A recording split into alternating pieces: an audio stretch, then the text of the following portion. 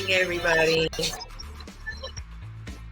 It's so wonderful to have you here with us here tonight. This is the second week in January. Angelique, you Wonder Woman tonight? You feeling real fabulous in the new year, all right? I ain't mad at you. You got the head wrap matching and everything. I actually you don't do it. You gotta do it all. You gotta do it. You gotta do it. I actually looked at a Wonder Woman outfit recently, but it was like the whole thing. But I gotta lose a couple more pounds to that. But anyway. Oh yeah. Some of them are like, ooh, nah. You're good. It's good to have you all. I'm so excited about the show tonight. We're still dealing with goals in the new year. And so our goals for this is fitness, health, and wellness. Because once you start here, you've gone through those holiday parties and get-togethers and eating all the cookies, cakes, and pies. And now it's time to get rid of those excess pounds and calories, right? So we're going to set those new year goals to not just lose weight, but to be healthy. And have a very special guest tonight. We have Sir Dwight Malone, who is a certified fitness instructor, nutritionist, and Zumba instructor.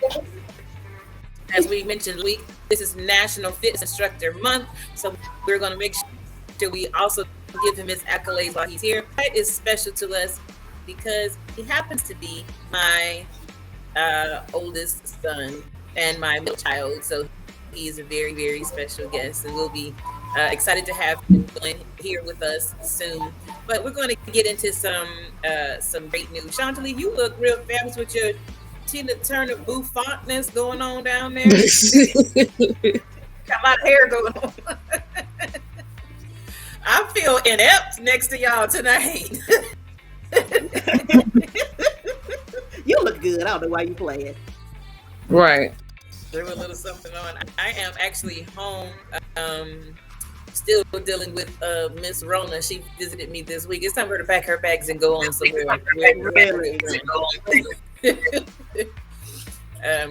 But I'm actually feeling much better than earlier this week. So I was not sure if I would be the last few days I hadn't been able to really sit up. I've been really, really weak and in a lot of pain. But I rested earlier today. Took my vitamins, my Vitamita Vegemin, as Lucy said, and it was one of my favorite episodes, man. And I feel good enough to really do this. So I think we're going to have a really great show today. So let's do. You're never not a mom, right? all the mama came up out of shiny at one moment. What I do? It's just everybody. I got quiet for a minute, like, wait.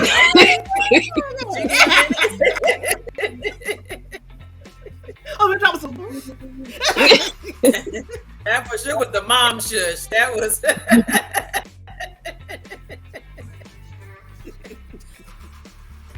So I definitely have to mention, and it was very heartbreaking for me that Brie Presley died yesterday. And I thought, why does she have to go on Angelique's birthday? It was yesterday, January 12th.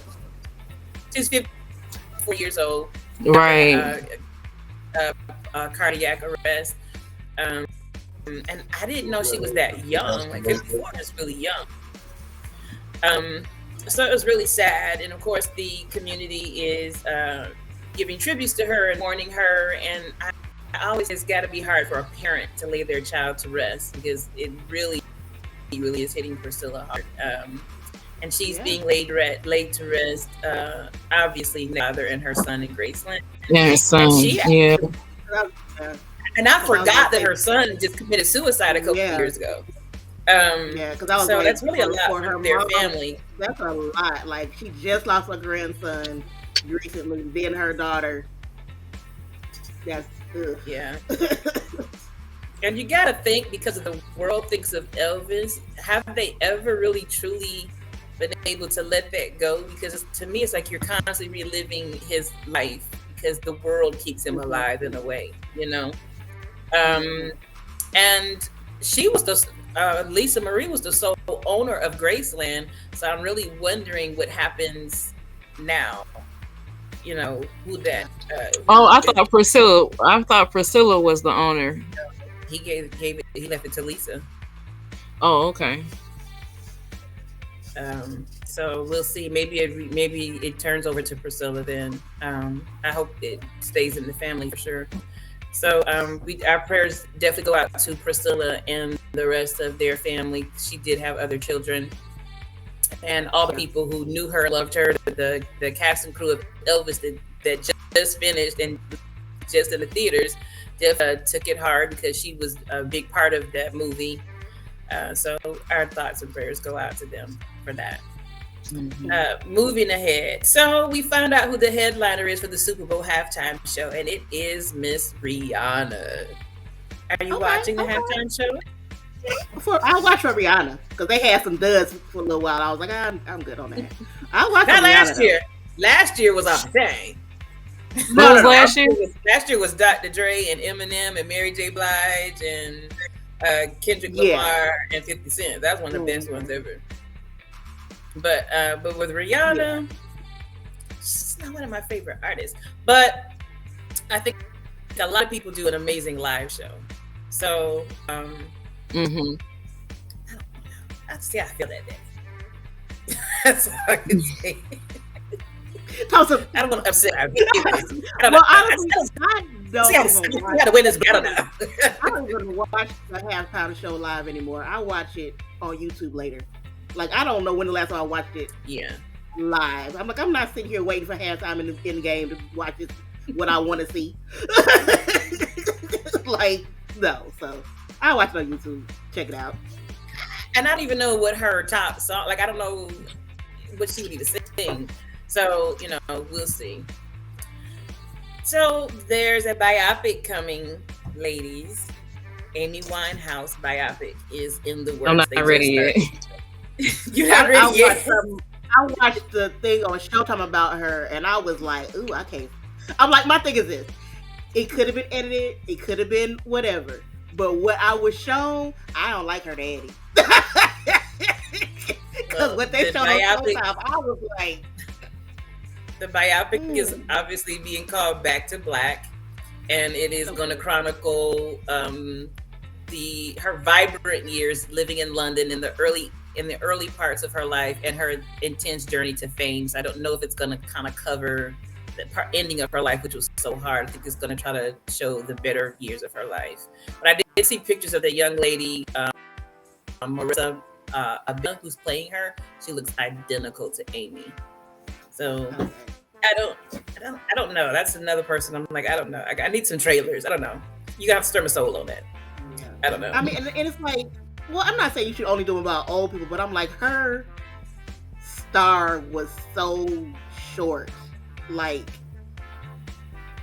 I know enough about that. Like, if they embellish a lot, I'm like, well, that didn't happen. Like, it's like I know so much about her, and I don't want them to just pad it with a bunch of let's throw some stuff in there because we can't do a lot, so I don't know. I still will. I do want to check it out just because I kind of want to check out biopics because I want to see the Whitney one, not to pay in theaters, but I do want to see the Whitney one. So I don't know. I'll probably see it. So many movies on Whitney. I just need them to let her rest in peace. I don't want to see another movie. And this the last one, that chick don't look like Whitney. They made me mad. The only reason this one doesn't bother me as much as the other one is because it's very obvious. They're like, we're going to talk about this part of her life, and that's it. They're like, we're not talking about later on, we're going to talk about this portion right here. And nothing else. I don't want to see no more Whitney. I don't want to see no more. I don't want no more.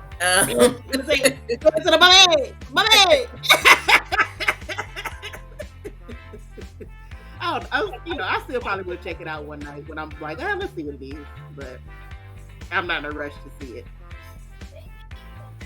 All right.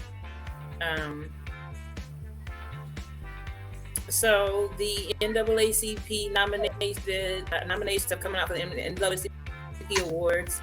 The nominations have come out, and I would like to run through those with you all. Now, I've been a little bit more current this year than I have been in past years. I'm not going to go through all the categories, but some of the categories I found very interesting. So the nominations for Entertainer of the Year are Angela Bassett. Hello, Dwight. Thank you for joining us. This is our special guest for tonight. The nominations for Entertainer of the Year are Angela Bassett. You're okay with Angela? I'll take, of course. All right, Angela. All right. Okay. Yeah, of course. Angela Bassett, Mary J. Blige, Quinta Brunson, Viola Davis, and Zendaya for Entertainer of the Year. I don't know that one name. Zendaya, she's single. She's younger. Well, no, not Zendaya. I'm not Zendaya. The other name, Quinta. Quinta Brunson, yes, you do, from Abbott Elementary. The little short. Oh, I always forget her real name, but I know. Okay, yeah, okay. I'm happy with all those people. Then. We'll let oh, you wanted us to say Janine? Is that her name? Really? Because I was like, I don't know Quinta. I'm like, oh, yeah, I love her. Okay. In the recording categories for outstanding album, we have Ari Lennox, Chris Brown, Kendrick Lamar, Beyonce, and PJ Morton. I've heard all those albums. That's going to be a tough one to me. They added Chris into the end of It's actually this new album is pretty good. This new album. Leave Chris Brown alone. But if I was gonna go off the rip, I think Beyonce got it. But Kendrick's is really, really good, and PJ Morton's is really, really good. So I don't know. That's gonna be a tough one. Outstanding soul and R&B song. I only heard Renaissance, so. That's her whole album, though. That's in the category for outstanding album. Oh, you said you don't hear other people. And that's the only whole album that I heard was Renaissance. Yeah. But I know Ari Lennox songs that I like. Huh? Ari's is good, but I don't know if she can stand against those titans because she's newer. But sometimes a new person comes in and sweeps it. Kendrick Lamar too. Yeah, he's a beast now. He's a beast. And they was talking about that album everywhere. So I don't know. Outstanding soul and R&B song is Lizzo, About Time. Beyonce. What is it? It's about time I say it.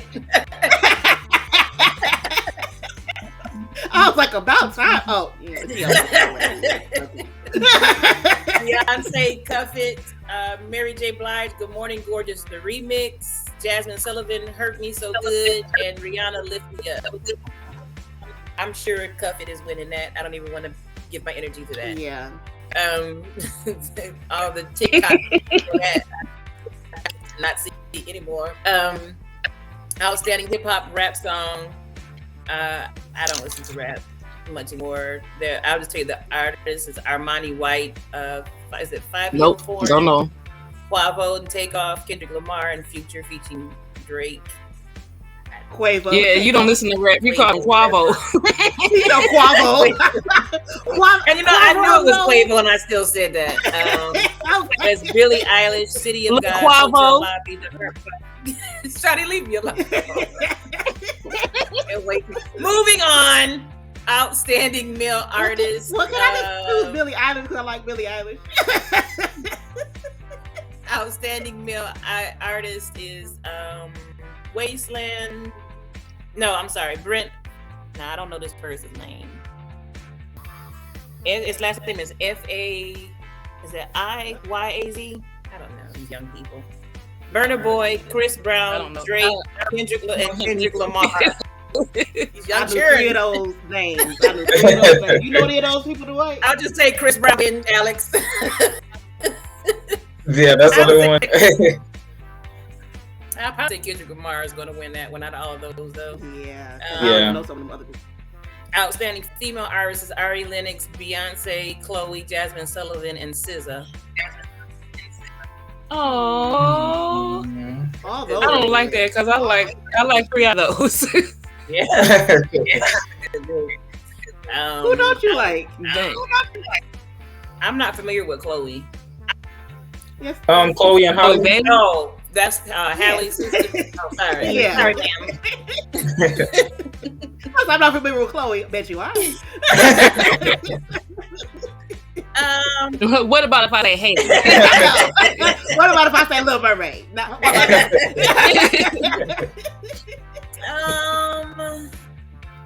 I don't know if she can stand in that group though. No, that's a tough group. Who was it? Yeah. It was Ari Jasmine Lennox, Sullivan. Beyonce, Jasmine Sullivan, and SZA. That's a tough group. Mm-hmm. I think Beyonce's gonna sweep it this year. Cause that's even a tough group with SZA. Yeah. I was thinking that's a hard one for SZA. It's gonna be Jasmine, Beyonce, or Ari. One of them, yeah. Yeah. We say that and then watch SZA win it. It's probably, Or Chloe. probably going to be either Jasmine or Beyonce, because Jasmine had a big CD last year, and Ari's was good, but I don't think it missed much noise as Jasmine Sullivan's did. He did. Jasmine's was amazing. Yeah. Let's move forward so we're not here all night. So outstanding music video and visual album was Lizzo's About Time, Beyonce's Be Alive, Rihanna's Lift Me Up, Fat Pharrell and Olu of Earth Gang's Lord Forgive Me, and The Heart Part 5 by Kendrick Lamar. I've only seen 3 of those. I don't even know who that. But Be Alive with everything. Everything. Of course. That was a good one. That was a good one. But it's Beyonce. It's gonna be everything. Outstanding soundtrack compilation album is Black Panther, Wakanda Forever, That's a good one. Bridgerton Season 2, Never heard it. Intergalactic, P-Valley Season 2, and The Woman King. Those I've listened to 2 of those. I've listened to 2 of those. I listened. I don't think I listened to any of those. I listened to Black Panther, The Woman King, and P-Valley. Moving on. I've never like. P-Valley is a show. I can tell you the truth. I've never. I'm completely lost. I haven't watched a lot of those shows. Bridgerton or P-Valley, I've never seen no them. interest in watching Bridgerton. I just really don't. Once my boy left Bridgerton, I was like, oh, I don't want to see it anymore. Outstanding gospel Christian album is Ty Tribbett, All Things New, Tasha Cobb's Hymns, Maverick City and Kirk Franklin, Kingdom Book 1, James Fortune, My Life, and Tennessee State University, The Urban Hymnal. If I was a betting person, I'm sorry. Wait. I was any of that. What is going to slide to university? And they're like, also. They made a lot of noise, but I haven't listened to it. I haven't heard none of their new songs. I didn't even know Ty Tribbett had a new CD. Yeah, I played it several times. A couple of the songs in church. Their tithes and offering. It's gonna be to me between Ty Tribbett and Maverick City. But if I was a betting person, Maverick City's gonna take that one for sure. Maverick City. Oh, it's Maverick City, Kirk Franklin's new group. The one that it's not his group, but he's pushing them. That blessed me and all that. If I was a betting person, they got that one hands down. But Ty Tribbett is a good one, and he's been doing some goods for a minute. So I was happy that was a pretty good one. I'm sorry, Ty Tribbett. You done had some duddums. Outstanding gospel and Christian song is All in Your Hands by Marvin Sapp, Fly by Tennessee State University, Positive by Erica Campbell, Whole World in Its Hands by Major, or Your World by Jonathan McReynolds. The song by Major is amazing. I played that. Girl, I that's a want good that song. so bad. But Jonathan Jonathan McReynolds, I don't know.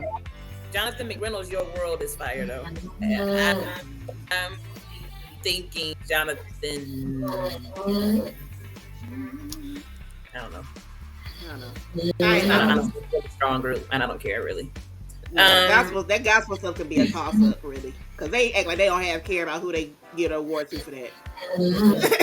Outstanding motion picture will be Jazz Man's Blues, Black Panther, Wakanda Forever, Emancipation, The Woman King, and Teal. That's a powerhouse. And what was the last one? Teal. And Teal's life. Any one of those could win. I don't know. Yeah. Outstanding actor in a motion picture is Daniel Kaluuya. Jonathan Majors, Joshua Boone. Jonathan Kaluuya for Nope. Jonathan Majors for Devotion. Joshua Boone for Jasmine's Blues. Sterling K. Brown for Honk for Jesus' Sake. And Will Smith for Emancipation. Thank you for nominating Will Smith and getting him out the corner. But Daniel, I'm not going to try to say his name because I always mess it up. But Nope, though, he was good in Nope. He was real good. See, is it a horror movie or not? Because you know I can't. It seems like nobody can really put it in the category. Don't lie to me. Don't lie to me. I'm trying to figure out what it is. It's even people that saw it try to explain it. It's a sci-fi psychological thriller. It's a horror movie. Moving on. Before we ain't gonna be able to sleep. I mean, I was able to sleep fine, but okay. We watch different movies. I don't watch horror though. I don't watch horror like that. Dwight, have you seen Dwight does. No, I haven't seen it yet. I'm searching my soul. I don't feel no. Watch it in the daytime and then watch something else light after. You call me and I'm watching Mickey Mouse afterwards. I'll be like, that darn Angelique. I liked it though. I did like Nope though. I want to see it really bad, so I'm gonna see it. It's on Netflix now, isn't it? It was on something. I think it's on one of them. It's on one of the Peacock. Yeah, I think it's on Peacock. One of them. Yeah. Okay, outstanding actress motion picture is Danielle Deadweiler for Teal, Kiki Palmer for Alice. I wanted to see that. Letitia Wright for Black Panther, Wakanda Forever, Regina Hall for Honk for Jesus Save Your Soul, and Viola Davis for The Woman King. Honk for Jesus Save Your Soul got some rumblings. Outstanding supportive actor in a motion picture is Aldous Hodge for Black Adam, Method Man for On the Come Up, Jalen Hall for Teal, John Boyega for The Woman King, and Tina Huerta for Black Panther. I don't know these people at all. I probably know some of these people, but don't know their names. Right. Outstanding supporting actress in a motion picture would be Angela Bassett for Black Panther. I'm sorry, ma'am. Gurira. I don't mess up people's names. For Black Panther, Janelle Monáe for Glass Onion, Knives Out. Lashana Lynch for The Woman King, and Lupita Nyong'o. Let me tell you how long it took me to know her name. How much I had to keep listening to interviews when she said her name because I was like, I'm saying a lot of stuff that's not what it is. Outstanding breakthrough performance in a motion picture: Jalen Hall for Teal, Joshua Boone for Jazz Man's Blues, Lettucey for Remember Me, the Mahalia Jackson Story, Yolande Noel for A Lot of Nothing, and Yola for Elvis. All right. Outstanding ensemble cast in a motion picture. I don't know who that is. Outstanding ensemble cast in a motion pictures: A Jazz Man's Blues, Black Panther, Wakanda Forever, Emancipation, The Woman King, and Till. I need to see all of those then. The only reason I didn't see Till is because I'm like, it's true. I know it happened. I can't do it. Yeah. I know Mom and Dad watched it. But you'll be happy to hear this, Angelique. Outstanding animated motion picture: DC League of Super Pets, which I did see. It's hilarious. Guillermo del Toro's Pinocchio. That was amazing. Puss in Boots, The Last Wish, Turning Red, and Wendell and Wild. Only thing I saw was Turning Red and Pinocchio. Well, God bless you. You saw DC Wonder Pets. You cannot judge me. Oh, God bless you. I'm sorry. You saw talking pets flying around. You cannot judge us. Fabulous. All right. We're almost done for the NAACP Image Awards. Outstanding comedy series nominations are Abbott Elementary, Atlanta, Blackish, Rap Stuff, which is on HBO Max. I'm not saying that. And The Wonder Years. That is one of the best shows ever. Oh, I haven't seen the new one. Is great. Outstanding actor in a comedy series, Anthony Anderson for Blackish, Cedric the Entertainer for The Neighborhood, Donald Glover in Atlanta, Dule Hill for The Wonder Years, and Mike Epps in The Upshaws. I would have taken Mike Epps. But okay. I didn't think Mike Epps job. I haven't seen he either does really, really good in a part or really, really bad in a part for me. I think he just kind of there. Anyway, outstanding. Sounds like Mike. Yeah, it's not his best. He's work. Okay in The Upshaws. Yeah, I don't watch The Upshaws for him. But it's not Kim Phil's best work to me either, and it's not Wanda's either. They own it. Outstanding actress in a comedy series, Loretta Devine, Family Reunion, Maya Rudolph, Lutz, Quinta Brunson, that is hilarious. Quinta Brunson for Abbott Elementary, Tashina Arnold for The Neighborhood, and Tracy Ellis Ross for Blackish. Any of them could win, and I'll be. Yep. I'll be all right either way. Well, I love Loretta Devine. I want Quinta to win something just because I'm like, I just need her to get something. Just give her something. She's so good. She's been winning. She's been killing all the awards. She just got a whole bunch of gold. I'm just Shirley Rao. Yeah. I'm just saying. I'm saying she's. Some of these other people been around a minute.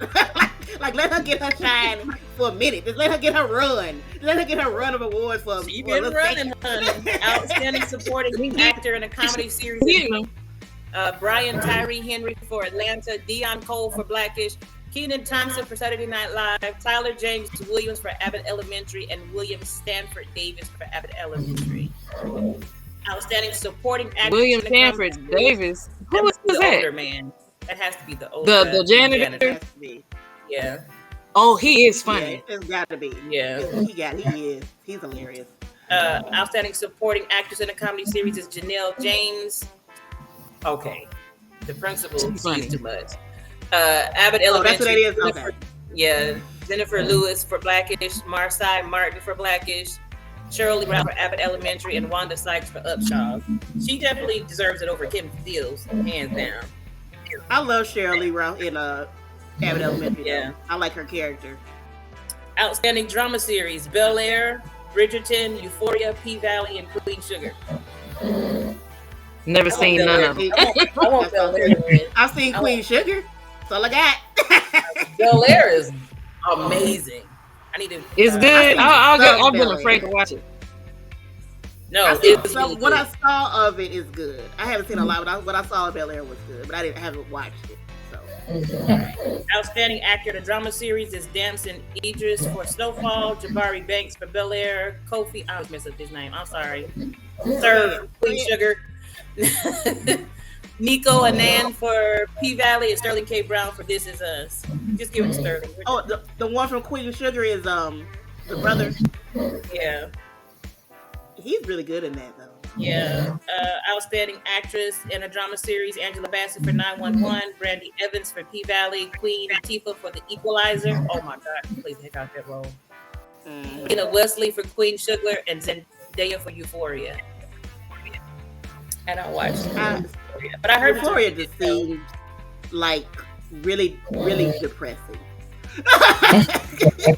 Outstanding television movie limited series or dramatic special. Call Rebels The Black Hamptons. Can I tell you how horribly disappointing that show was to me? The Black Hamptons is really what show? Bad. Call Rebels The Black Hamptons on BET Plus. It let me down. Kingdom Business was much worse, much better than that. From Scratch on Netflix, The Best Man Final Chapters. I gotta watch that this weekend. The Last Days of Told Me Gray on Apple Plus, Apple TV. That's supposed to be really good with Samuel L. Jackson in it, and the Women of the Movement. That was really good. That was about his life as well, his mother getting the people together to save his life. So outstanding television movie or limited series or dramatic special: Morris Chestnut for the best man, Samuel L. Jackson for The Last Days of Ptolemy Gray, Terrence Howard for the best man, Javante Rhodes for Mike, and Wendell Pierce for Don't Hang Up. That's some A+ dudes right there. I don't know. I don't know what Don't Hang Up is. I don't know, but I know Wendell Pierce is a giant. So I don't know. I just think any one of those could win. Only person I don't know their work is the guy that played Mike Tyson. But Morris, Samuel, Terrence Howard, and Wendell Pierce, they've been working for over 30 years. So any one of them could win. Outstanding actress in a television, movie, limited series, or dramatic special is Niecy Nash Betts for Dahmer, Monster. Now, that ain't horror, but it was close enough, and I didn't sleep well.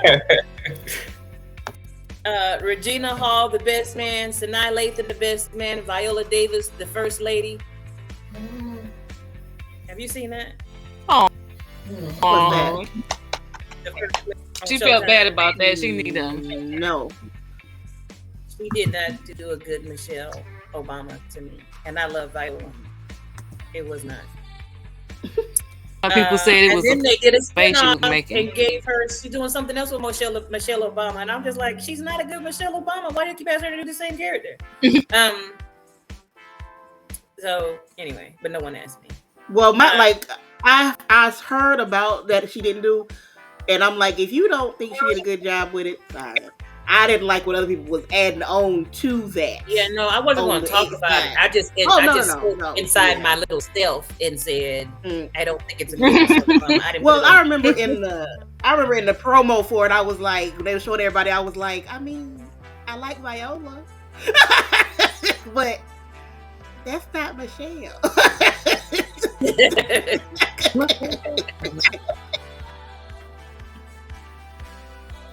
Well. I think outstanding talk series, Heart to Heart, which was Kevin Hart's, Red Table Talk, Sherry, Tamron Hall, and Uninterrupted The Shop. That is so good. I live for that. Outstanding reality program, reality competition or game show, Legendary. They should put Z-Way on there. Lizzo's Watch Out for the Big Girl, Shark Tank, Sweet Life of Los Angeles, and The Real Housewives of the... Stop that. Outstanding variety show. They nominated Real Housewives of Los Angeles for something. Real Housewives of Atlanta. Atlanta. I'm sorry. They shouldn't nominate any housewives show. That's insulting. No. Outstanding variety show, series or special, a Black Lady sketch show, BET Awards 2002. Hilarious. All right. Charlene Boy, Martin the Reunion. I don't think that was worth it anyway. I didn't think it was. Shut up, Leah. The Daily Show with Trevor Noah. Nope, I ain't saying it. Somebody gonna say something. Well, I don't think so, because I didn't hear a lot of sweeping nothing about it. So it wasn't that great. Okay. It wasn't what I thought it was going to be for that together for 30 years. Yeah, and I think the buildup of it, and then it's like I think something was really wrong with Martin. Like he can't. Well, you know, he never told me from his stroke. Yeah. Yeah, and that's what it seems like. Because he's a lot slower. Mm-hmm. Mm-hmm. Yeah. So that's like the top categories. And I think with the one with the Fresh Prince of Bel-Air reunion being so good, it was like you had a lot to live up to for reunions. So if he was already struggling, they probably should have did a little better to make sure it, worked. So those are the top categories. I think the Image Awards actually is going to be very entertaining this year, and I haven't watched in the last couple of years. I kind of watched like the main events, like I think was it last year when they gave Monica the Lifetime Achievement Award. So I watched her little special because Monica forever. Hello. But I think I'll probably watch it this year. But that being said, we're going to move on with our show. So our topic today is wellness and health and fitness. And so I got a little workout little t-shirt on, wanted to be feeling fit and fabulous. I do, and I got my little leggings on. The little kiki, and I don't appreciate at You all. see, your leg is like you want to go. We're gonna do a workout on live. Dwight, he might ask us to. I don't know. I'm prepared for anything. But we wanted to talk about this as setting goals in the beginning of the year. And again, as I said earlier, it's not just about losing weight, but being healthy. And so I just want to jump into it here with Dwight. So Dwight, we talked about earlier, you're certified in 3 specialties, and that's fitness instructor, nutritionist, and Zumba. Is that correct? Yes, and a couple other things. Okay, so tell us about you. You give us your resume then. All right. My name is Dwight Malone. I am certified nutrition coach, fitness coach, personal trainer, nursing assistant. I have specializations in both Zumba and yoga. I am a member of the International Association of Professional Personal Trainers, International Sports Science Association, the National Association of Healthcare Assistants, and the founder of my own business, Health Masterpiece. Wow. So. That was a lot more than what I had. But I am so very proud of you, and this is more than just being your mom, because Dwight, he doesn't have a problem with telling his age. Speaking of age, Chantilly, why didn't you remind me? Yesterday was Angelique's birthday, and we didn't. Oh, I was about to say, remind you. Yesterday was Angelique's birthday, so we want to make sure before we go any further that we say happy birthday to Angelique. Happy birthday to you, Angelique. We trust that this year, that yesterday was fabulous. I know that you're probably going to do more over the weekend. Yeah. And you enjoy your day, enjoy your weekend, enjoy your month. You just take the whole, just enjoy. We give you January. Just take it, girl. Just enjoy. I got all of January. You got to February. He's giving it to you.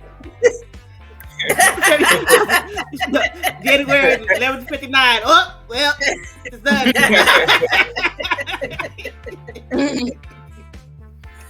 My birthday's until April, so I don't need January. You can do whatever you want.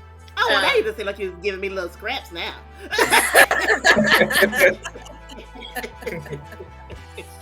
But you enjoy, and I pray that this year is the best year of your life. And I was just thinking, because Dwight is younger, he doesn't mind telling his age, but we're getting up there. So he's 23, and I just thought he's got all these accomplishments. He's not even he'll be 24 in 3 months. And when you're that age, you don't mind telling your age. I work with young people. And when you're young, it's, I'm heading toward. I work with kids, and I just recently was talking to a young man. I asked him how old he was, and he said, "I'm 13 3/4." And I thought, what the heck is a 3/4?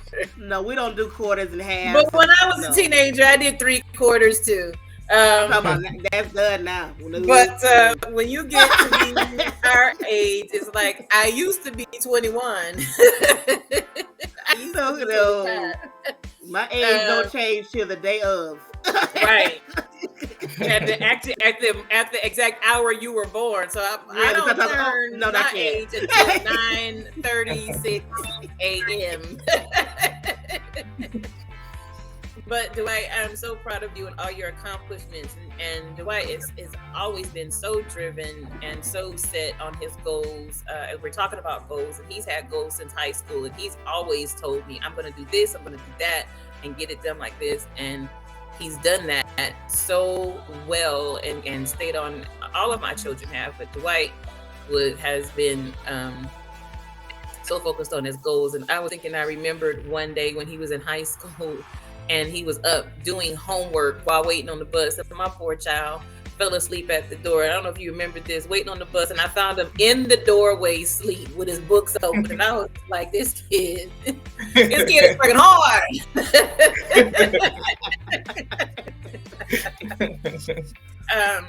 But that takes that's a person who's doing all that they can to be all that they need to be. And so with that, I want to get right into, so what made you get into this field of wanting to help people with all these different subsets of health and fitness and nutrition and wellness? Like, what drew you to that?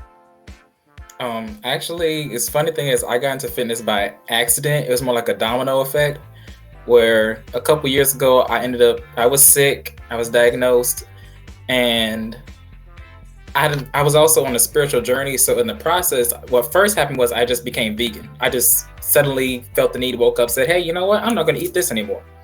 And after that, I started losing weight, and I started getting a personal trainer because I suddenly was just like, okay, well, I want to know more about this. And as I got into that, I started realizing, okay, everyone in fitness will tell you the hardest thing about fitness is nutrition. It's not the exercise, it's nutrition, what to eat and how to eat. So my personal trainer did not know how to help me with that. So I learned that to get to the goals I wanted, I had to learn myself. And the more I started learning, and Sister Chantilly, I'm saying sister like we're in church, Chantilly, she's helped me understand that my goal in life is not just to keep acquiring knowledge, but to share it. And I realized that was my love. I want to know so much because I want to share so much. And like the more I was passionate about stuff, the more I would just talk to people. And I was like, I like talking and people listening. So, and then I was so happy with my goals and reaching that I finally realized, even in medicine, I was like, I love the rehabilitative side of medicine. I love helping somebody either reach their goal or restore a part of them they thought they lost. That's good. That's really good. I think that sometimes when we're thinking about health, and that we don't think about like the whole picture. It's a lot of times, or wellness, we're just trying to just lose weight, but it's so much the whole inward and outward and mental picture and piece. So that's really, really good. And a lot of it, so much, I know for me, even my own wellness journey, because I had weight loss surgery 9 years ago now, and it doesn't like it's been that long ago.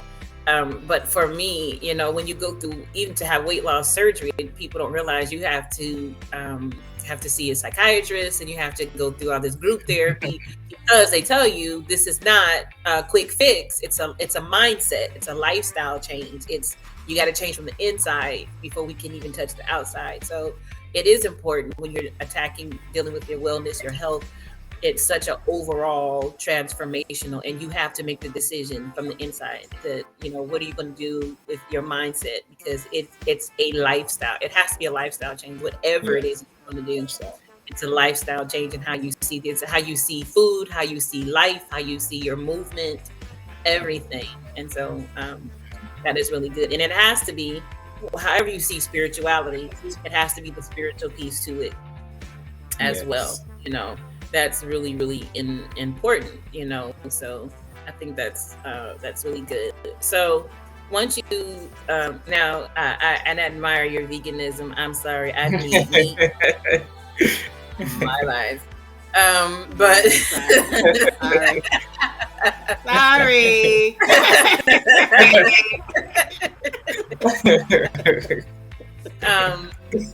When I was first diagnosed with cancer, I was in one support group, and everybody was like, you need to go vegan. And I was like, I'm not seeing the end to this tunnel. I'm sure that's a way, but and it just be a matter of prayer for me. But I don't eat as much as I used to. But after you made me vegan, and then it was fitness for you, what were the actual steps that you took? Okay. So you're talking about from vegan to fitness? Yeah. Like when you started your journey, what were the actual steps that you took in that lifestyle change for you? So first, I just, like I said, started not low key, but one step at a time. I stopped eating. First, it was dairy and cheese, and it became meat. No, meat first, dairy, cheese, all that stuff.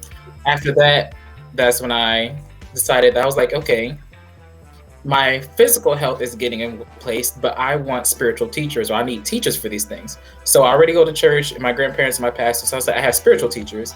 After that, I was like, I want to work on my physical health, because I have a spiritual health and I have physical health. So I got a personal trainer. After that, I got a therapist, so I want a mental health. overall health and well-being was my focus. So once I got all that for the entire year, I want to say that was 2021, that was just my whole goal, just going between every trainer between one of those. And then when I realized my personal trainer didn't know a lot about nutrition, I started taking a nutrition class to help myself originally. And I wanted to help other people who became vegans. People asked me questions, and unfortunately, I didn't know how to answer them. Even things as simple as, where do you get your protein from? And I would just say, I don't really know, because Mom, I'm a very picky eater. A lot of things that I had to eat, I really did not like to eat. So I didn't like a lot of vegetables. I didn't like nuts. I didn't like beans. Yes. I was withering away, honestly. but I learned how to eat, and after that, I started taking more Zumba classes. And when I did that, people started noticing. I think the biggest thing, like I said, about being a personal trainer that people don't get is I said, I am my own advertisement. I'm a physical display of that. So people will see me and they say, can you help me look like you? Or what are you doing with this and that? And the more that started happening, the more I started taking more and more. So started with veganism, so my nutrition. Then it got to the personal trainer. Then I got to a therapist. Then I started learning more about nutrition. Then it got about becoming a Zumba instructor. Then it became about actually getting certified as a personal trainer myself. Because I always said that I didn't like that. I love personal trainer, but I didn't like that he didn't know all he could. And I never wanted to be found as a trainer who couldn't help that person, because just like I did, I let him go so I could help myself. And I don't want to be that person. Right. So I decided to keep knowing as much knowledge, because like you said, it's a lifestyle. So I was like, if I just come into someone's life and just say, okay, I'm gonna help you with this workout plan. If I don't get to the base of your lifestyle or what's going on in your life, I can't necessarily help you, because you could fall right back. I need to know all about nutrition, because you might have certain health conditions where you can't follow certain exercises, or you might have certain environmental conditions going on that could also delay your journey. So I just wanted to acquire more and more knowledge, and that's how the step-by-step process, until I became today, where I finally realized I just want to be one person's go-to. I even said, and I told people it sounds kind of like, I don't know, psychotic or crazy, I don't know. But I always said, I even want to do physical therapy, because I want the client that if you say, oh, I can't work out today because I broke my leg, hey, you still get to see me, because now I can just help you out of that. So you're not getting rid of me. I think that's wise. I think that's amazing. And I know Chantilly and I both do branding and marketing. I think that's great on the business side, but I also think that's great because you care that much that you want to make sure that you can take care of the whole person. But I think on the business and the lucrative end, you want to be able to get that coin however you can get it. Yes. I think that's smart. And I think a lot of people don't think that way business wise either. But I know that your main agenda is the whole person, and if you can be there for the whole person, then I think that's absolutely great. I know that you mentioned that you got a therapist, and I think that in our community we're not about therapy, right, and mental health. And I know Chantilly and I are very vocal about advocating for mental health, and with African Americans, if your mental health piece is not together, like none of this works. And I know for me, going through my process with losing weight and all of that, I had to address so much, because their whole thing was, what triggered you gaining weight? And I had to go all the way back to childhood, like what really triggered me, what I thought it wasn't, and dealing with that. And I had to get the psychological pass for the weight loss surgery.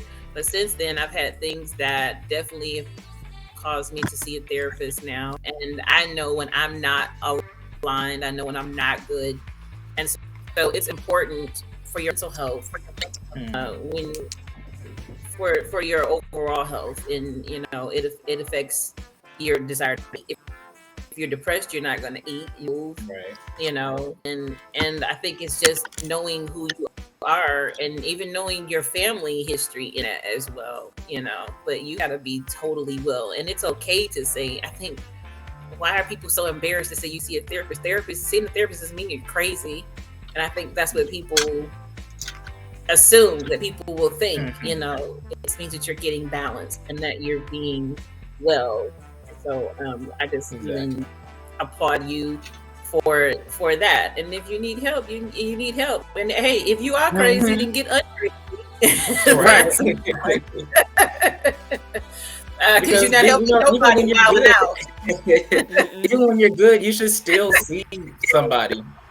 Yeah. So like, it's like, even when you feel like you're done with therapy, even if, you fixed the problem, you can still just talk to someone. It's just nice to have a place with someone who doesn't judge you and just talk. Yeah, because you're there. Well, I see a cognitive therapist, and then I was Chantilly talked about there's different types of therapists. So I see cognitive therapists, but their main job is to listen. When I first saw a therapist, the very first time I went in, and I was like, the one thing I'm not gonna do is, she ain't gonna make me cry. I'm not gonna go in and cry. How'd it work out? I think I was in there 15 minutes, and she was just handing me tissues, and I was like, had tears. And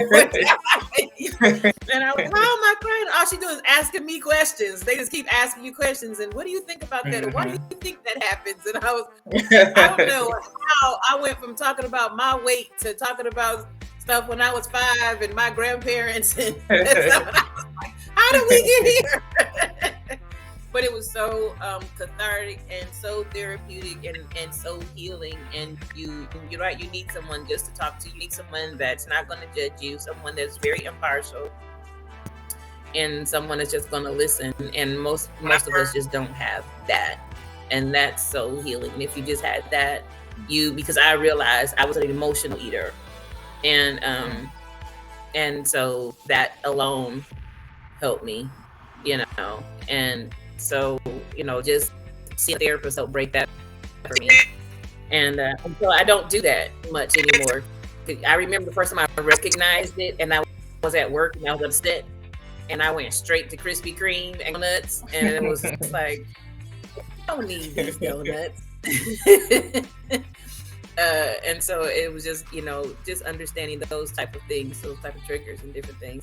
So you got into your eating right, and then once you started the personal journey of because this is National Personal Trainer Month, so we definitely applaud you for that. So you started working with a personal trainer, then became one.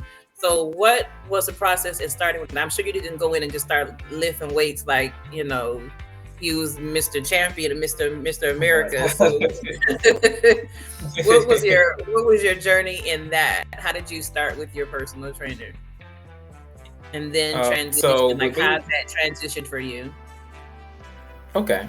So I know, for one, people are so intimidated to lift weights and just start there because people's biggest thing is, I don't want to look stupid. And that was probably one of my things. Like, you don't know how to use certain equipment. You don't know who's looking at you.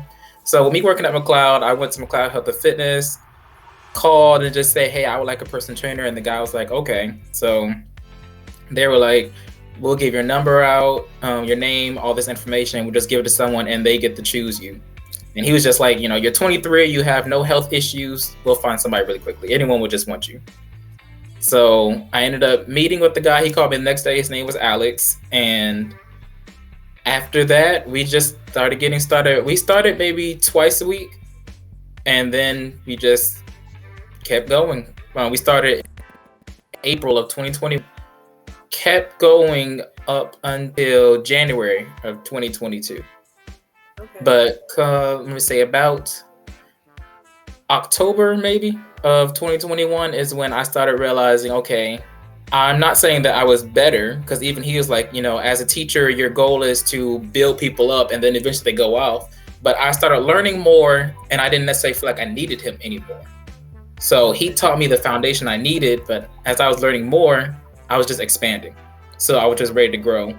So I went ahead and I let him go. We parted ways in January. We just continue to stay friends. We work out occasionally. And after that, I just started training my own clients. And that started with people simply just asking, can you help me? Can you help me? I see you. Can you help me look like you, or however I want to be? So I started with friends first, and then it just became a thing that I actually liked. So did you start the fitness journey for just weight loss, or were you trying for muscle mass and to become more muscular? And do people have the option to do either or? I would say I started for muscle mass, definitely. Because after I became vegan, obviously I lost a lot of weight, and I just got not necessarily super skinny, but I just, I got really down. And I was like, okay, well, now I lost this much weight. Now I want to actually build more muscle mass.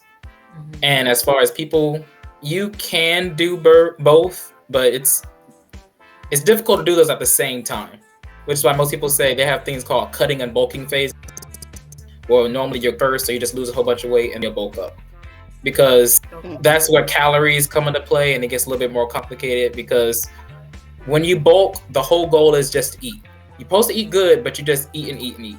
So you're supposed to eat more food than you burn, which means you're going to put on some fat. And if you're already fat when you do that, you're just going to make it hard on yourself when you cut later. Oh, okay. So they say do them in phases. Okay. So what's the realistic phase or amount of time that you should do both? You should cut at least 12 weeks, so that's about 3 months. Most people do theirs anywhere from 3 to 6 months, and then bulk first. It's easier to cut down. Most people say the best is to get down to at least 10 to 50% body fat. I feel like that's just extra math that most people don't know do all that because you got to get a whole calculator, and that's just. I ain't gonna do all that. Give me pounds. Give me pounds. I do better with pounds. You should cut down until how small you personally want yourself to look. Okay. And however that is, then after that, you will bulk afterwards. Okay. So that's what I would personally say. And then, of course, if you're somebody, because everyone's body is already different. If you're someone who's already skinny, because some people just are, then obviously you'll bulk first, and then you'll cut after. All right. So if you had someone, like me, who's far more plus size, then you would recommend to lose far more weight first and then work on muscles. Yes. Okay. All right. And then a lot of the way to do that is definitely lifting weights. People automatically associate bulking with weights and then cutting with cardio. And definitely both you have to lift a bunch of weights. Really? Just since one of the most common misconceptions that you always hear is to lose weight, you do more cardio. Actually, cardio can have an adverse effect and actually make you gain more weight. Really? Yes. I did not because for one, when you do a bunch of cardio, your body gets under stress, which raises cortisol, which tells your body, hold on to the fat. Your body doesn't know what's going on. All it knows is it's stressed out. So it says, oh my gosh, we're in danger. I don't know why, but this fat will save us. So wow. As you do that, on top of that, so muscle mass burns more fat. When you do a lot of cardio, you can end up burning muscle. When you're burning the muscle, you're burning the thing that's actually helping you also burn the fat. Wow. So what's going to end up happening is it's like you're going to get this skinny fat effect where say you were shaped like a pear. Mm-hmm. If you do a whole bunch of cardio, not a bunch of weights, you're just going to look like a pear. You're not going to form the shape that you want. You'll just be a smaller version of the bigger person you were. But I know what you mean. It's funny he's saying this because I'm looking for the fruits. He's like pear, apple. Like you want to be big apple, you want to be little apple. I want to change my fruit all the way around. I would have taken the whole. I'm trying to be a Coke, but I ain't trying to be a little pear. That does make sense though. Mm-hmm. And so I've never heard about that. You said what? Cardio. I've never heard about the cardio can too much. I say not cardio. Too much cardio can have an adverse effect. I do remember I was going somewhere and they were like, you still need to lift weights. You just won't lift heavy weights because you're not trying to gain muscle. You just still lift weights. So you're not going to be trying to get up to lifting 500 pounds. But right. 70 pounds, 50 pounds. You know, you still need to lift weights. You just not doing it to gain muscle. Like a if you're gonna do cardio, the best to do is called low intensity steady state cardio, which is like walking, brisk walking, because that when you do really low intense cardio, it burns fat and doesn't affect muscle. Versus high intense cardio like sprinting and stuff, that's gonna burn muscle. So if you do that, so they say I had all these years.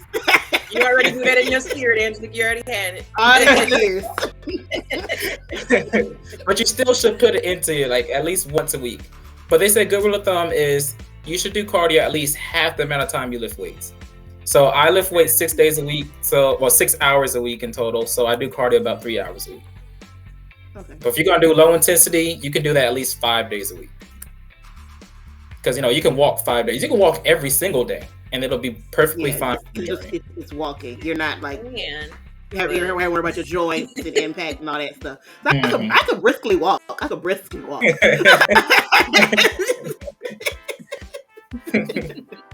can get a nice brisk walk in. I can brisk walk. I might not go far, but I can go. I briskly walk to the mailbox. Woo. Yeah.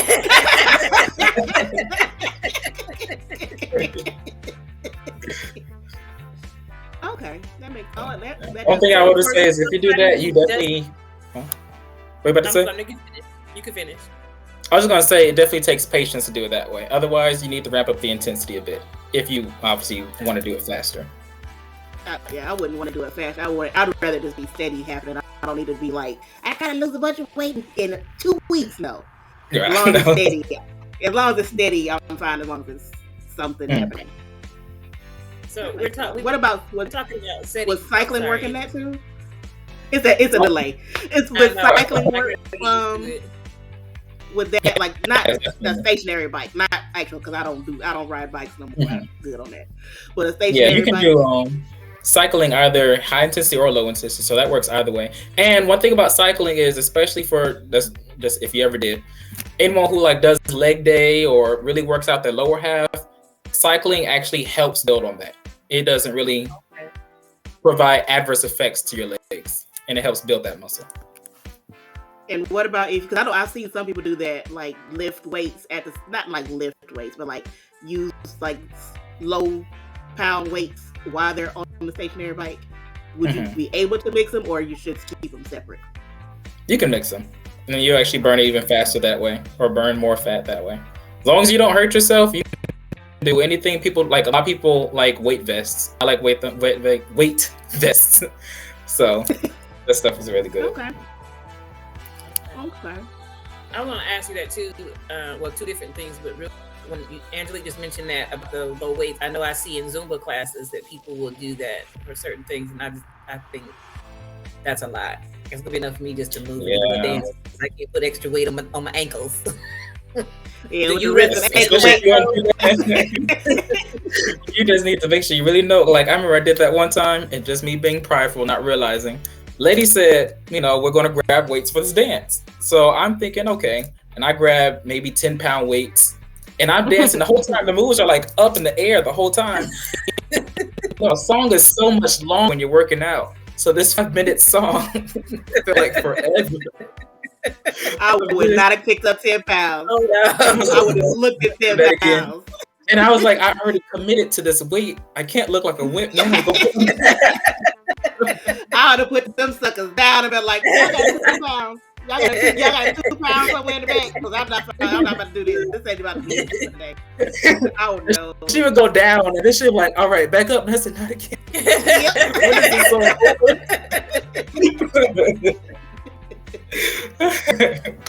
So yeah, but it definitely works a lot. But that I wonder, is that correct? Because I see that with the weights, I see that with the bands on the legs, and I'm just thinking, that's got to be just more than what is supposed to happen here. But I'm not a Zumba instructor, so I don't want anything extra than just dance. I'm just thinking, I just need to move. I don't need extra friction, nothing else going on.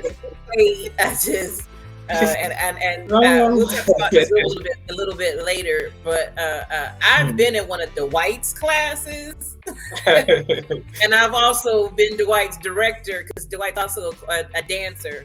Listen, and I will dance with a lot of people. I would never Dwight choreographs. And Angelique has been his director and choreographer. Angelique, would you ever be in a piece Dwight choreographed? I have yet to ever be in one he choreographed. I have yet to be in one.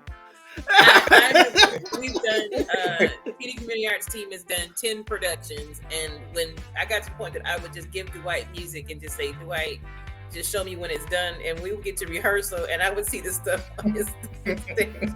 I would look at those dancers, and they would look at me, and I would just be like, I can't. No, the thing is though, like they would look and they were like, he's the choreographer. I think y'all didn't figure out how to get it done. And he would tell them that. Like I remember when he did Better Is on the Way, and he did all that marching band movement, and I won't say the child's name. And she wanted out of that dance so bad. And Dwight said, she said, well, what happens if somebody can't get it done? And Dwight said, I suggest you go home and practice and learn the choreography. And I was like, dang, he a beast. The thing is, I don't even know why they came to me. Like, why are you asking me? Like, okay, I don't choreograph like Dwight, but please tell me a dance that I changed for a person. Like, what response you think I'm about to give you? My response is gonna be the exact same one. Exactly. I think you need to rehearse. I mean, I believe like Dwight because he's my child. He learned that from me, but I wouldn't have said it like Dwight. I was like, Dwight is cold-hearted. Just learn the darn piece or go home. Because he said it, and I was like, we're done. Any more questions? She did learn the piece. So she had to. What if I parents in the first house? Gonna tell you the truth. Right. Yep. Exactly. It's just like, ouch, that burn. In other words, he said, "Oh, you gonna learn. You gonna get it." There is no other option because I think she asked, like, could you change the move for her? She did that to Angelique too with Perfect People, and it was her thing always was, is there an alternate move if someone can't get it? And there's no alternate. It's learn it or don't do it. Did I teach an alternate move? Did I offer an alternate move? Did I talk about an alternate move? Right. This ain't no workout video where they're like, if you don't just follow this person right. on the right, if you follow Kelly on the left. Doing the modified moves. I don't have no two people next to me talking some. You do this. No, it's me. Look at Jill. She can't do it what Jackie's doing. If Jill's too hard, Matt got you. No. I'm not have Jill or Matt. Just me. Hey, let's go. Oh my God! Not Jill or Matt.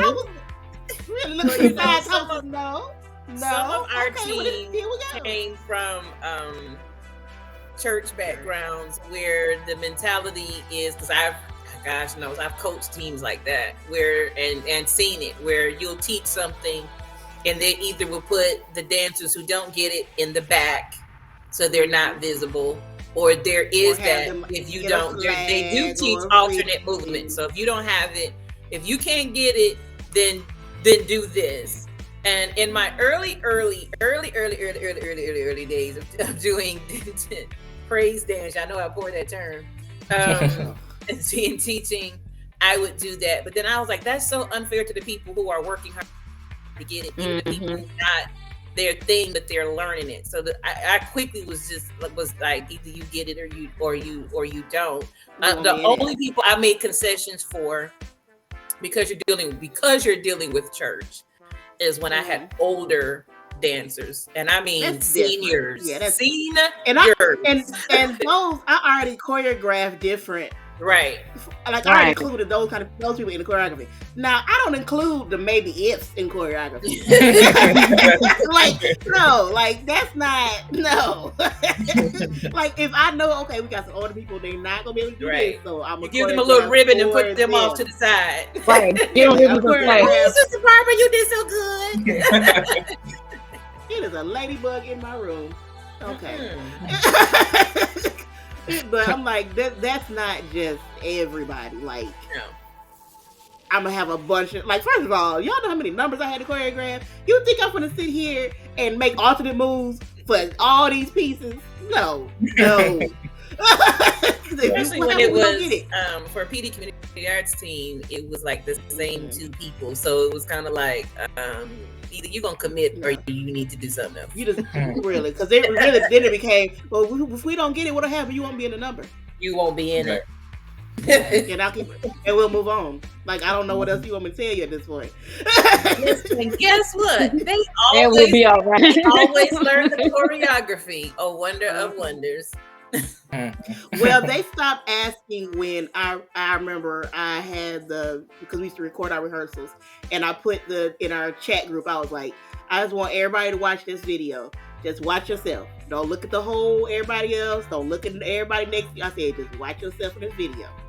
And I was like, then tell me what you see. And they watched themselves and they was like, ooh, that's what I was saying. That's what we've been looking at, though. And then all of a sudden, in the next rehearsal, everybody was so much better. Sometimes you think you're better than you are. You need to look at yourself. Which is why that's what I see. The beauty of mirrors in a dance studio, because you get to look at yourself. Dwight, we've been talking about goals this month, and what do you think is the purpose or importance of setting goals when you're on a wellness journey, when you're trying to change your lifestyle? How important is goal setting? I know a lot of times people start the new year and they're making these resolutions and they're just, I'm going to lose 50 pounds, I'm going to lose 75, I'm going to lose 100 pounds, or I'm going to go to the gym. Everyone gets a gym membership at the beginning of the year. And I'm sure that one gym here. Yeah, they go the first week and then you never see these people again. Exactly. Yes. They're like, you need it for 1 month and $10 every month, starting in January, that one Planet Fitness. Yes. They do it every year. Yeah. Everybody signs up every year. Yes, this is my year. And then about a couple weeks in, it's been like, oh, I'm tired. I don't feel like going. But think of the places like Gold's Gym that have these huge packages that are like thousands of dollars that people will still buy at the end of the year and tell themselves, I'm going to work out for the whole year. And then you waste, and then like a place like Gold's Gym, that's on your credit report and everything. If you don't, I'd rather lie about $10 a month. If I'm gonna lie to myself, I'm gonna lie on $10 a month. I'm not gonna lie on $1,000. Cause that's gonna hurt when you realize you ain't going. $10 a month is like, yeah, I get that. I'm gonna go tomorrow. Like, no. Go, you just mad. Yeah, you just mad. You mad that you not going, sitting in the house on the couch like, I need to be at that darn gym. Like somebody's like, why don't you just go? Well, it's late. I don't want to go. I got so much to do. How important is it to set goals, and how realistic of a goal should a person really set? You know, what would you recommend? Well, I'm glad you said realistic, because when it comes to goals, I recommend two specific things. One, set realistic goals. Another, set specific goals. Okay. I had a client who specifically said, I want to lose 50 pounds by the end of the year. It was July. And I said, okay, that's nice. Let's be more specific than that, because if without doing that, it's like I said, with fitness, it is so many things. You have different people with different opinions going on.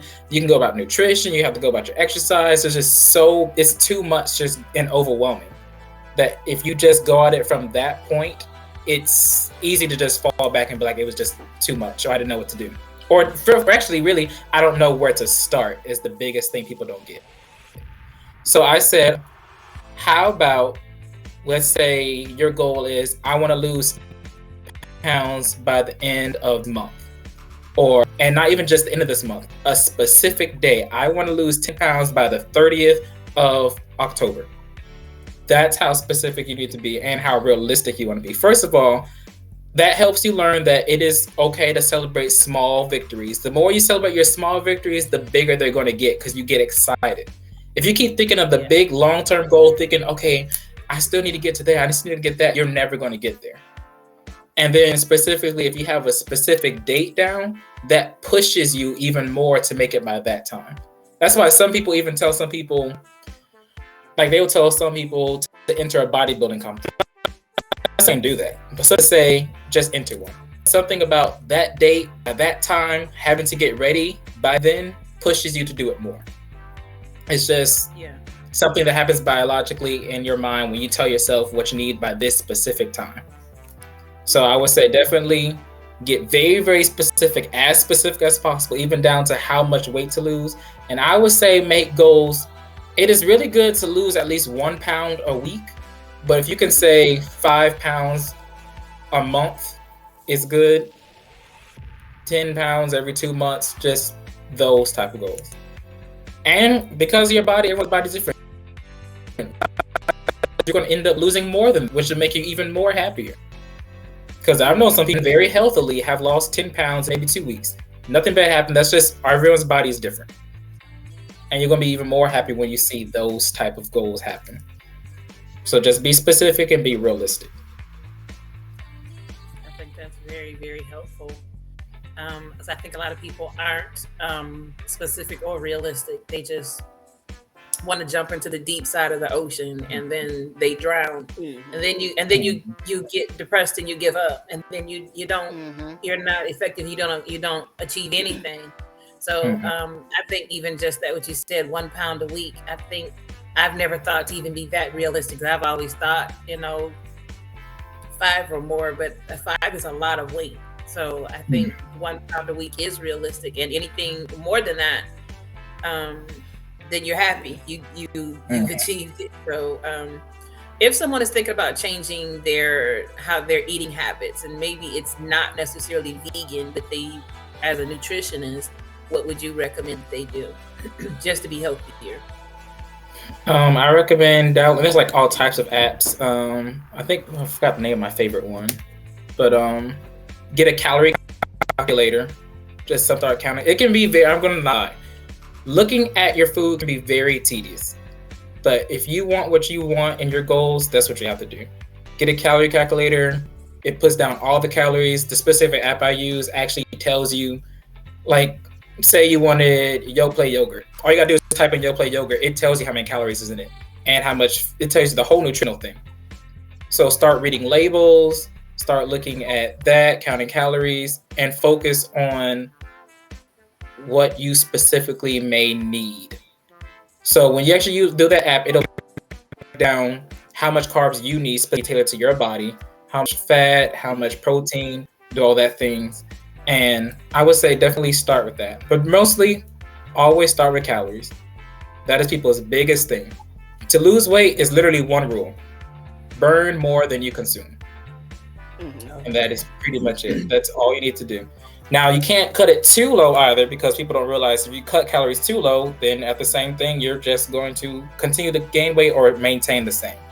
Because it'll go back to that cardio thing I was talking about. When your body feels like it's stressed, because when you starve yourself or don't eat enough, your body's going to think it's in starvation mode. So it's going to tell the body, okay, there's not enough food. Everything you eat.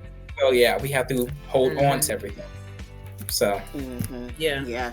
Now that I have heard about like that, when somebody's like, oh, I don't have enough. We got to hold on to everything, and it's like, no, you don't. No, you can let go. You can release.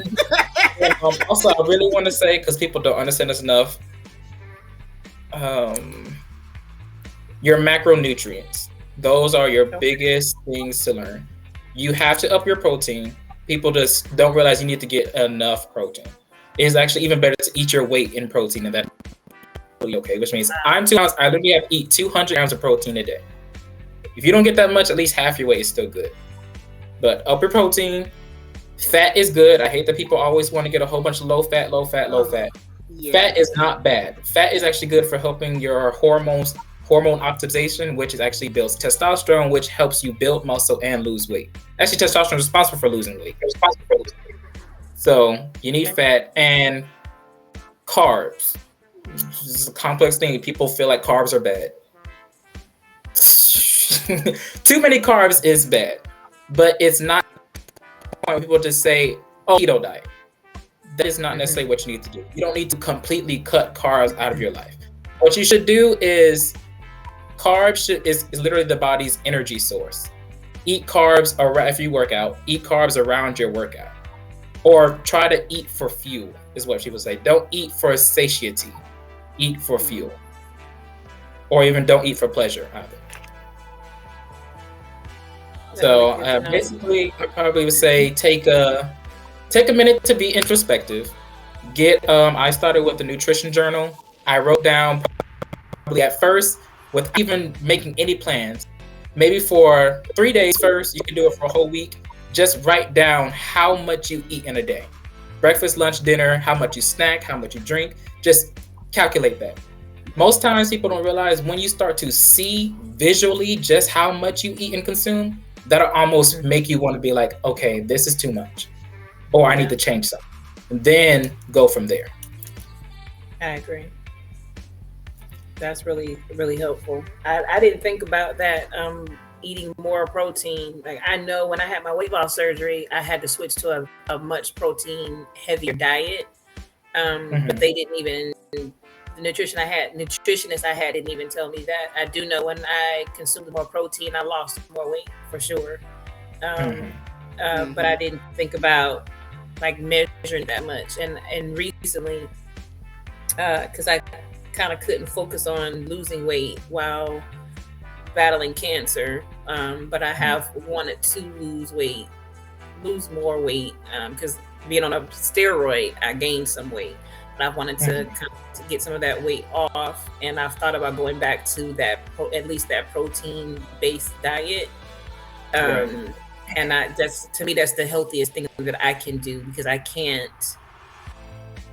Certain ways of eating I can't do right now, but I know I can do that and still be healthy and be good. And so I've been thinking about that. So with that you said right there, I'm like, oh, I know I can do that and be safe and be good and be healthy and be balanced. And then, like you said, fats aren't bad, carbs aren't bad. And like when I do chemo, honestly, my body craves carbs, because it's depleted so much that sometimes like what keeps me grounded is carbs. I don't need a lot.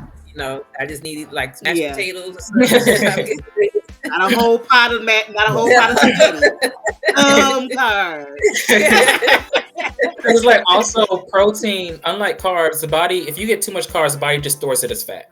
It'll just store it for later. The body physically cannot store protein.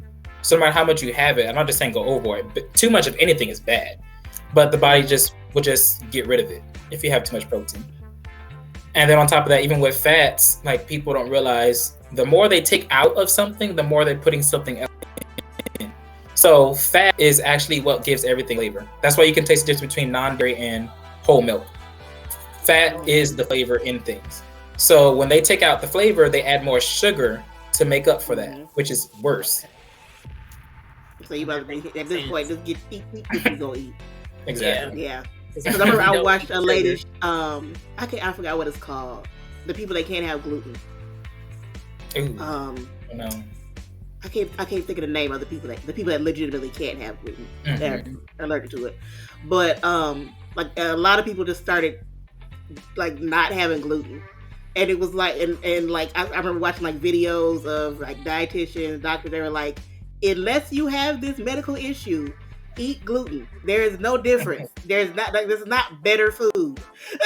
Gluten free is not like, you're not like, oh well, this is healthier. No, it's like they take the gluten out so these people can eat these foods because they medically can't have gluten. But if you can eat gluten, eat the gluten, because they put so much sugar, like gluten free bread. It's so much sugar in gluten free bread. Because they have to make up for the fact that this doesn't have bread. And if you've ever had anything that's gluten-free, that tastes horrible. I want all the gluten. Yeah. Extra gluten in mine. If I could add gluten to my food, it's like, because I'm like, this is, why would you want to if you don't need to? Like, I don't have a gluten allergy. I'll eat gluten is fine because it I could tell something was off. Like, I didn't, like, if I didn't know it was gluten free, if somebody gave me something, I'm like, this don't taste right. What's in this? So it's like, but a lot of people thought this is healthier. I'll lose weight, and they're like, it's actually less healthy. Eating the gluten-free food, you're better off just eating no gluten food at all, instead of gluten replaced food, because it's just they put so much sugar in it to replace the gluten to make it taste better, because it tastes horrible without gluten. And a lot of diet drinks too. They're not necessarily going to help you with your diet. No. Yeah, and I had to learn that for sure. And the one thing too that I learned that I think a lot of people don't know, when I was going through preparing for my weight loss surgery, is the and I'm sure you know this, Dwight, the gosh, I just went blank. The protein drinks that we'll drink. So like Ensure and all that stuff. So they go two different directions, and a lot of times people don't know that. So some of them are made to help you gain weight, and some of them are help for people replacing protein. So like Ensure, a lot of times people will get Ensure, and someone like me that was trying to lose weight will get it, but Ensure is full of sugar. So that is not what everybody should. They're not all the same. So like I have to drink like the Premier, like you have to read the bottles. All those protein shakes are not the same. Some of them are actual. They're for, some of them are literally made for like people who are in the gym that are boosting muscles. Some of them are made like the muscle milk. Yeah. So you really have to read them. So and I can drink muscle milk. I could drink the Premier drinks, but I have to really know. But I know they told us like off the jump, do not drink Ensure. It's not your friend. Yeah, I know muscle milk has like a lot of protein, like a lot of protein in it. It's one of the like, highest ones. And I will grab. Now the only thing about muscle milk is it is so ridiculously sweet. It's like a milkshake. It is. So I usually drink like the Premier, and it's a little bit cheaper too. But I've like learning that and know what's important. So I really appreciate that information, Dwight, and helping us get people on. Where's Chantilly? She's trying to come back on. Her phone is acting up. And this the episode I'm so excited about.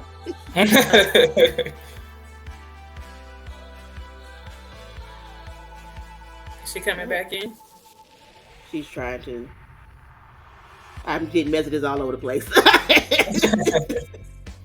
But I do remember we were with muscle milk. The first time I ever had tried some, I would drink it like, because I don't really have breakfast, but like if I'm up, I would drink it like that.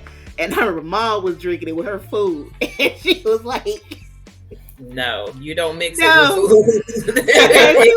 it is a food." Like, I was getting it heavy, but she was like, "This is like I'm pulling weight." I'm like, "Yeah, because it's not." It's a meal replacement. It's a whole meal. So like, yeah, it's a whole meal. She's on her way back. And it truly does feel like a meal too.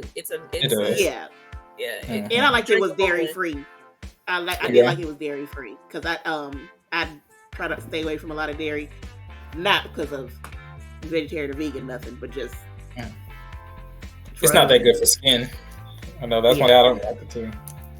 So I'm like, I like that it was dairy free, and that's really the main reason I don't really have like milk anymore, like whole regular milk, because I was having all kind of allergy issues. So I just really stick with like almond milk, stuff like that now.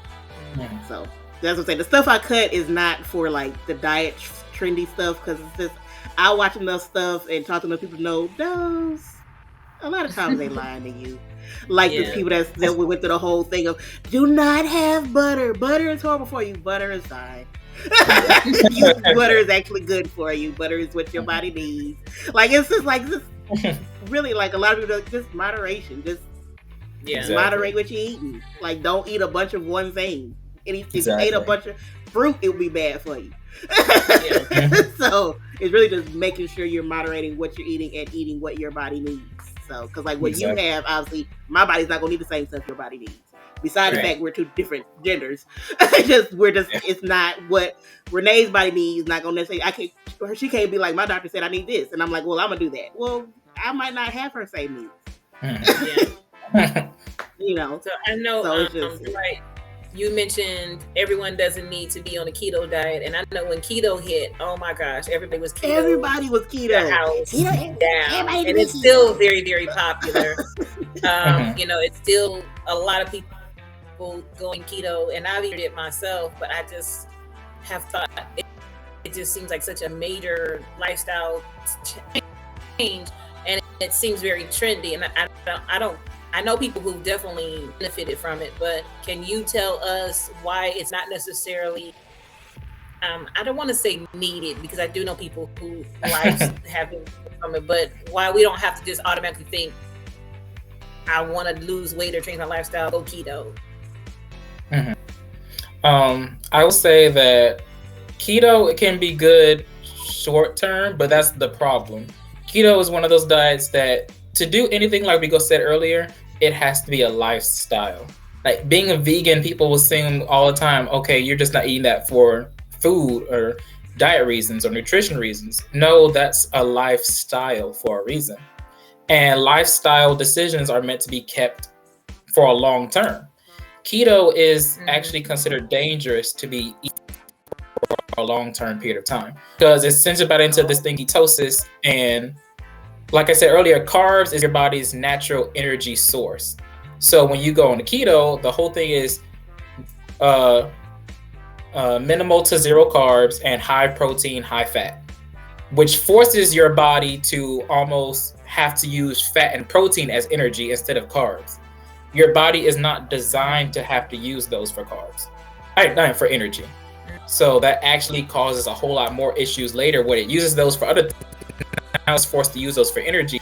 And instead of trying to make it like a natural thing where your body just tries to find other thing, it's your body reaching for things to try and keep you going. And that's dangerous for your body to be in that kind of state for a long period of time. So some people who do keto and do say that they do long periods of time are usually people who like do it, but then they come off for a time, but then they come back on. No one really does it for like forever the rest of your life because it's extremely unhealthy. I don't know if nobody. It's like why go through that? That's a lot. I know people who've been on it for a long time, but I don't know that they've ever told me that they've gone on and off of it. They may have, but they don't mention that part. And I think that's very important because when it hit, everybody was doing it. And I'm very leery of trendy things. But because I knew there had to have been something else to it that I don't know. Like there's another side. And I just the hardest thing is that you said what? So I know my doctors told me don't do it while I'm. I mean, the hardest thing about it is like I would tell all my clients, I say your fitness journey needs to be something you enjoy. Telling yourself what I can't eat and focusing on what you can't have will not make you enjoy it, which means you won't stick to it. You'll like I've known people who will say, I was like, why aren't you eating that? And they're like, I'm on keto. If you answer like that, that's not something you want to answer. So, you probably just can't. You might want to get off keto. Just eat it because that's no. Right. No. Because we love carbs. It happens. Your body's designed to want to. It's your energy source. So. Yeah, that's why I know I'm not a diet person. I'm like, I know the second I start telling myself what I can't have is I'm not gonna stick to it because I'm just gonna be like, I don't care how much weight it's like because the second I have a piece of something I'm just gonna go overboard with it because I ain't had it so long. I'm like I'm better off saying okay, cut back, eat it these days, don't eat than that, or just being like never again because I'm not exactly. I'm not. I would say I already know I'm not. I'm just not because it's just that's exactly when people ask. That's exactly my answer. I can't have it. No, exactly. I have to supplement for all the things my body isn't getting. So there's drawbacks to those things. Because I have to take several things that I can't get that I normally get in. Yeah. Okay, so share that with us. How do you supplement for what you're not getting in meat? You just need to. You can go to vitamin shops, stores, anywhere. Just get the actual vitamins that it usually gives you, which is like iron, definitely B12. That's one of the main things you only make.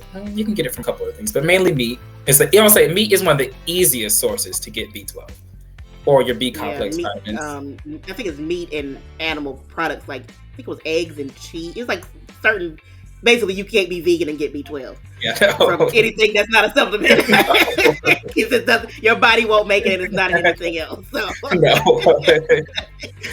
So it's just important to know that with anything that you don't pretty much eat, just look it up, find out what gives for your body, like if you need it, and then just start taking that. So for instance, like I said, I take B12, I take omega-3. That's the fatty acids that you need because I don't eat fish. And even though people, and it sounds bad to people, but taking omega-3 fatty acids sounds counterintuitive, but your body needs fats. So you need those. And obviously, as a vegetarian, the hardest thing, well, not even the hardest thing nowadays, is protein. People always assume that vegans or vegetarians do not get enough protein. The United States has not had a protein deficiency since 1930s. Just non-existent. Wow. We get enough protein. Like, there's so many ways to get it, from beans, lentils, nuts, and especially now there's so many alternative, well, plant-based meats nowadays. Well, you definitely get protein. The main thing that I need everyone to get, because no one in the entire United States get it, the highest deficiency we have is fiber. Nobody gets enough fiber. We need 30 grams of fiber a day, and humans just don't get it. Even when I would tell my clients you need more fiber, their first thing is, I don't want to use the bathroom more. You do anyways. You should not want to use the bathroom, which I don't get. If you get enough fiber, you won't use it more. You'll just be regular. If you're using the bathroom more, your body has some other issues you might want to take care of. Yeah, no, fiber just makes you regular. Like, you'll just regularly go. And I would tell people, I was like, most of the weight that you think you have is also water weight, and you being regular will help you get rid of that. And once you get rid of the water weight, you know what else you really need to lose. Yeah. So fiber is the main people don't get enough of. And it's easy because you see things like Cheerios that say 5 grams of protein a day. And people see stuff and then they say, oh, okay, I got my fiber for the day. But you need to do something else to get 25 grams more of that. And you don't. It's not really a lot of foods that have tons of fiber in it. So I take fiber supplements, and if you want to just keep eating, I mean, oatmeal has high fiber. You just gotta read things. Yeah. Some fruits, a lot of fruits like apples, stuff like that. Right. I mean, and I recommend everyone just multivitamin. I just feel like you start as young as possible taking multivitamins. Yeah, I take one. Yeah, because I'm just like I know I'm not gonna get everything in my food every day. I'm just not. This is not gonna happen. No. Yeah. I just take a very good multivitamin, and then there we go. Yes, I like one a day, but you can get any brand. It's not really one over the other. Just read is all I would say. And make sure you don't have a brand that's full of fillers. No. And even if you like, I mean, I'm gonna say me, I might be like child. If you like the gummies, just watch how much sugar is in that one. So I like the gummies. I cannot do the gummies because I'm like, this is not a vitamin. This is not a vitamin. This is candy. I'm like, I cannot do the gummies. I'm like, this is not. I don't feel like I'm doing anything for myself right now. Okay. It will make you accidentally eat it like fruit snacks, so you gotta be careful. That's why I don't do gummies, because I have moments when I need candy and I'm eating my vitamins. Like, I know some people, they were eating, it was like, I forgot what kind of gummy vitamin it was, that people were eating them like that, and they all ended up getting the runs. They were just eating them like candy. And they were like, this is a vitamin. I think it was like a vitamin C or something. It was something that was like, you could not just take, because it was like they tasted good, and people was like, yeah, I just eat these all day, and people and they all ended up getting a run. Because and they tried to blame the vitamins, and people were like, no, the problem was you were taking too many at one time. You're supposed to take what is on the bottle Exactly. and stop. Exactly. And They was like, goalies is a very common one. Like goalies, they make all the gummies now. Yeah, So they're so good. I take grown up ones. I'm a big I take regular old. If you take goalies, I recommend apple cider vinegar. Probably the best one. And ashwagandha. A lot of people don't know what ashwagandha does. It's very, very good for you. Mm-hmm. It keeps your cortisol levels down, which means it helps you get rid of stress, which I said earlier is what prohibits weight loss. And it helps with testosterone levels. It helps keep muscle activation. And it's overall just a really, really healthy herb in general. So I'm gonna ask you for some vitamins that you would recommend that people should at least begin taking. I know there's hundreds that we probably really could get into, but if you was to recommend one beginning, what would you tell someone to start taking that would be helpful? I would say definitely take a multivitamin all the way around. I will also take extra. I take not just because I'm vegetarian, just general. I recommend taking any B complex. You can go ahead and do B12, B6, B3 if you want, but if you can find them all in one, that's just better. Yeah, Just, you can't really they're get called that, aren't they? Like a B. like complex, B3. usually called B complex. Usually, Mhm. yeah. Just It you can can't be get pricey, too but yeah.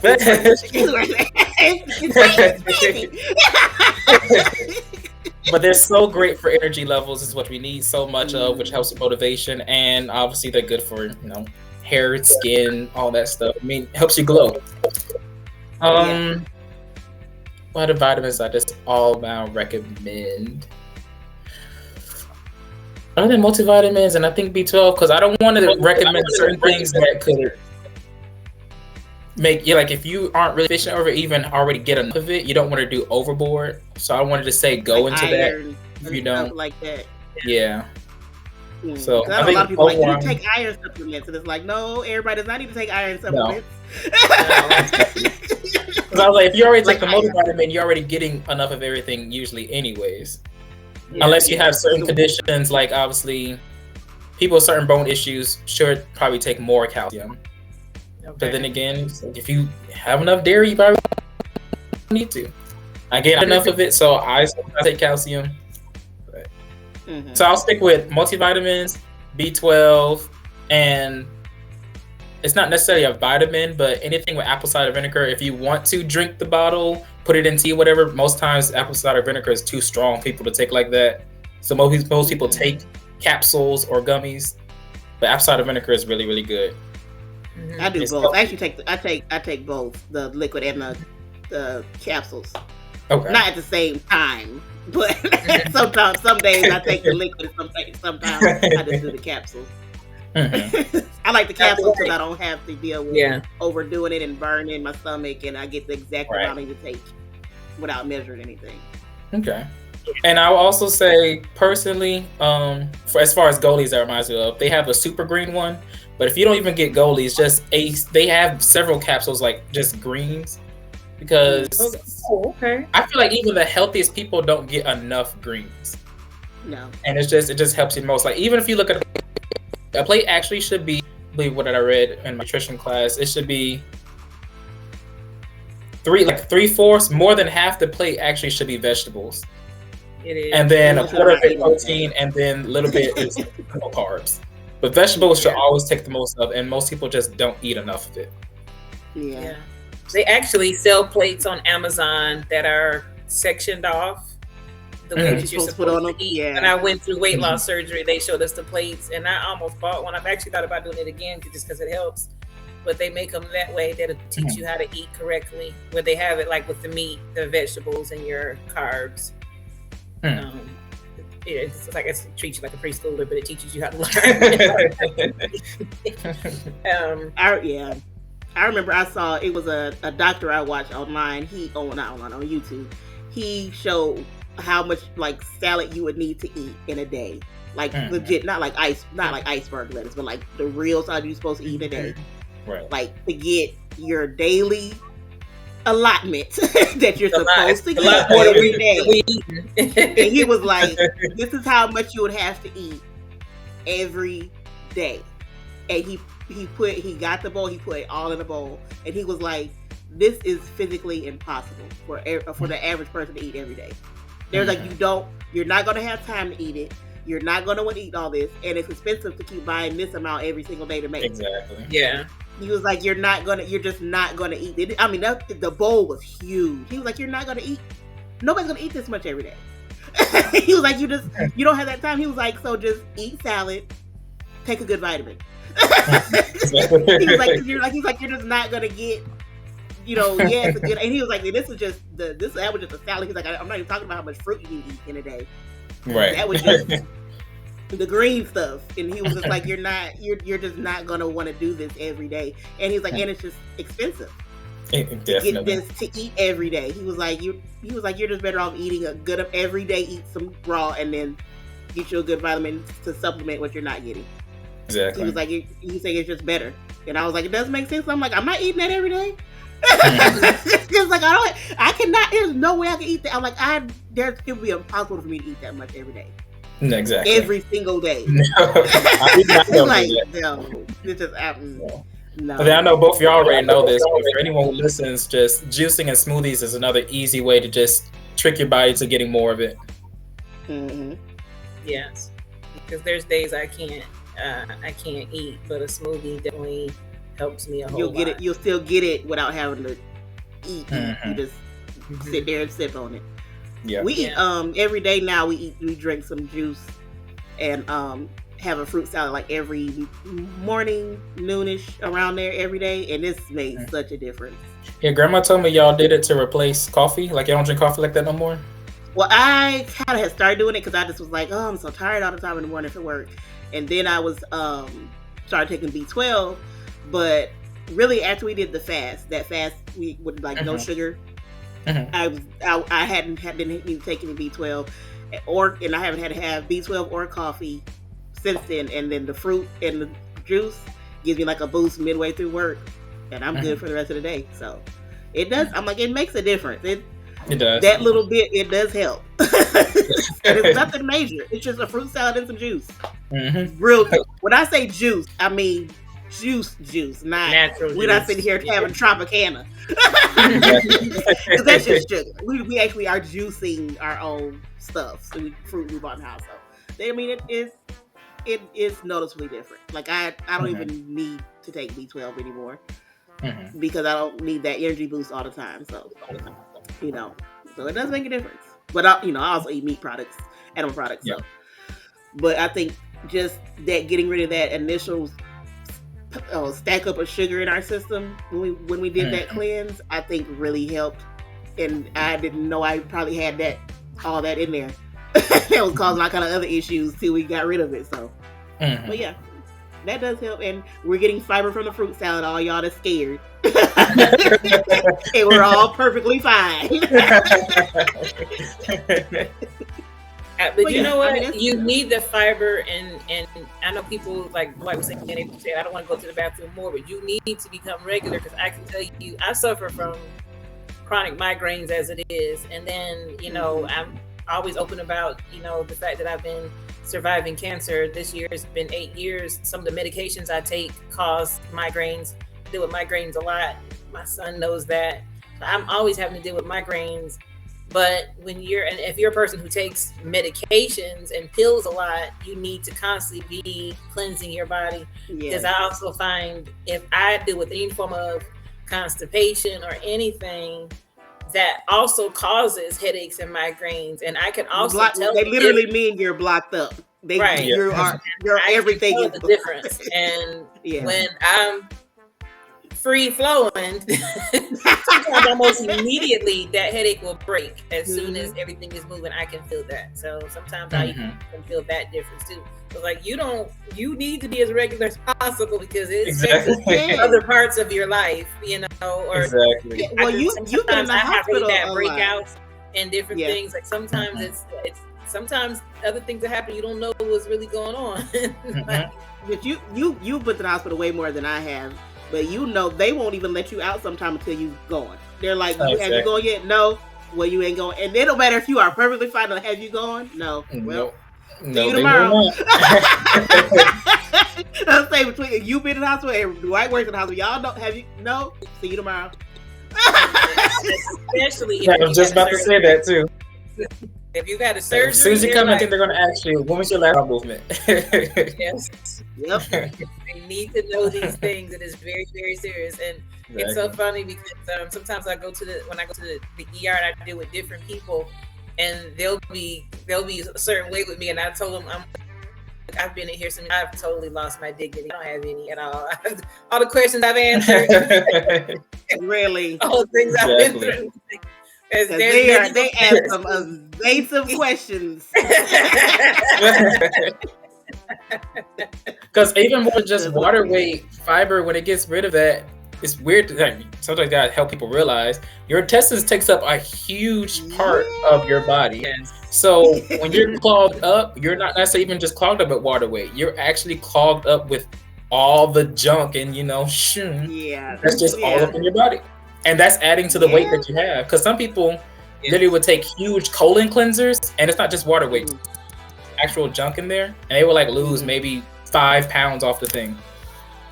You got to think, if you lost 5 pounds, that was 5 pounds of, you're going to be nice and say junk that was in your body. Exactly. So you had 5 pounds of junk in your body. When you think about it like that, it's like, oh, ew. Eat you an apple. Quit playing. So sometimes it can be even more than that. It just really depends. Yeah. So I'd rather be regular because I'm like, it's your exactly. I'm like, it's your body's elimination process. It's trying to get rid of things. Why would you not want your body to get rid of waste that's actually harmful? Yes. So, even when some people say they don't want to go a lot, what do you think a lot is? Like, what is a lot to you? Like, if you're going every 30 minutes, okay, well, you got some other health issues, you need to go to a doctor. But, like, what's a lot? Like, if you're going twice a day, like in the daytime and later in the day, well, that's not a lot. That's exactly. I think it's going to come at, like inopportune times, but it's like, it's not that, it's not going to be that. No. That much inconvenience, I should say. If it's that inconvenient, you could have some other health issues you might want to get looked at. If it's just, like, randomly throughout your day and it's like, I gotta go. Well, that's not actually how that works. So you probably want to get something looked at. Like, when you're regular, you just, have to use the bathroom. And then you go. Exactly. And you're human. No one's gonna look at you like, oh my God, do you do that? No, because they do it too. Right. Well, I had, like, people do it. I'm just like, if you don't, that's something wrong with you, not me. My body doing what it's supposed to do. So, Dwight, you're she's also not able to get back on. We're trying to get her to get, both her devices are acting up. So we're gonna hope that she can get back on. You're also certified. We've talked about Zumba, but yoga as well.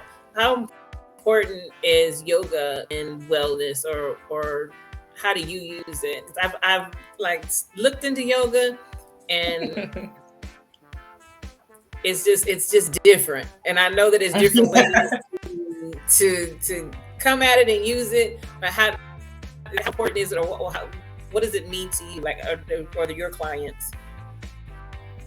I would say that yoga for your spiritually inclined is very good for just your spiritual health overall, because it helps you when you can step back and realize something is bigger than yourself, and that you can be aligned with that. And yoga gives you almost like meditation, but it's like a physical meditation. It gives you that one-way connection to that source. And then on top of that, most people can't handle meditation. Most people, especially, just in general, Aries for one, are people who are just minds move too much to handle meditation. To sit very still and slow your mind, some people just cannot do that, because then they start thinking, okay, I gotta quiet my mind. Then they start thinking about how to quiet their mind, and then they're just off on all these things. So they say they recommend these mobile meditations, which is like walking and yoga, or Tai Chi, or I forgot the other one. But it's easy for you to tap into that meditation and still do something physical, because literally yoga is called mind over body, which helps you literally learn the mind-body connection And that's what most people need to realize actually happens. It's very important to learn your mind-body connection because we are what is called a pseudo-mechanic organism, which means your mind affects the body and the body affects the mind, vice versa. Which means even when you're setting goals for like your fitness journey, telling yourself, I'm going to be healthy, I'm going to be strong, I'm going to do the best I can, telling yourself in your mind, make your body act accordingly. Vice versa, whatever you put into your body, whatever you do to your body, affects your mind and tells it how healthy it's actually going to act. So yoga helps you tap into that connection. And then also part of being healthy is about not just strength, endurance, and like speed, agility, and all that, but it's also about flexibility. How flexible you are actually plays a or factor into how fit you are. And even more than that, what I also recommend yoga for is yoga is good for muscle repairs. Because the whole point of muscle, because people like get sore after working out, you're literally tearing the muscle fibers in your muscles. So you have to give your body a certain amount of time to repair that. And stretching, doing any kind of static movements like that actually helps in the recovery process. Okay. So it's very good for that. And then, of course, with lower stress, again, as we keep saying, can be adverse effects on weight loss. And also, they have recommended like specific yoga for pregnant women. It helps induce labor. It helps with that too. And a lot of pregnant women I know have been successful with doing yoga. Okay. I don't need that. But I'm going to listen about this, and we'll appreciate that information. I really like yoga. I do really like. I like yoga. I probably would be more like to take a yoga class from you than a Zumba class. I want to fight my own nephew. Also at Dwight. Go Dwight. I tapped out about 5 times in his Zumba class. Like they had a chair in the back of the room for me, and I'll come back when after I breathe for a minute. But he's an amazing Zumba instructor, and we will get his information toward the end of the show. But I get like what you're saying, like with it being an Aries as I am as well. Like it's hard to settle your mind down enough.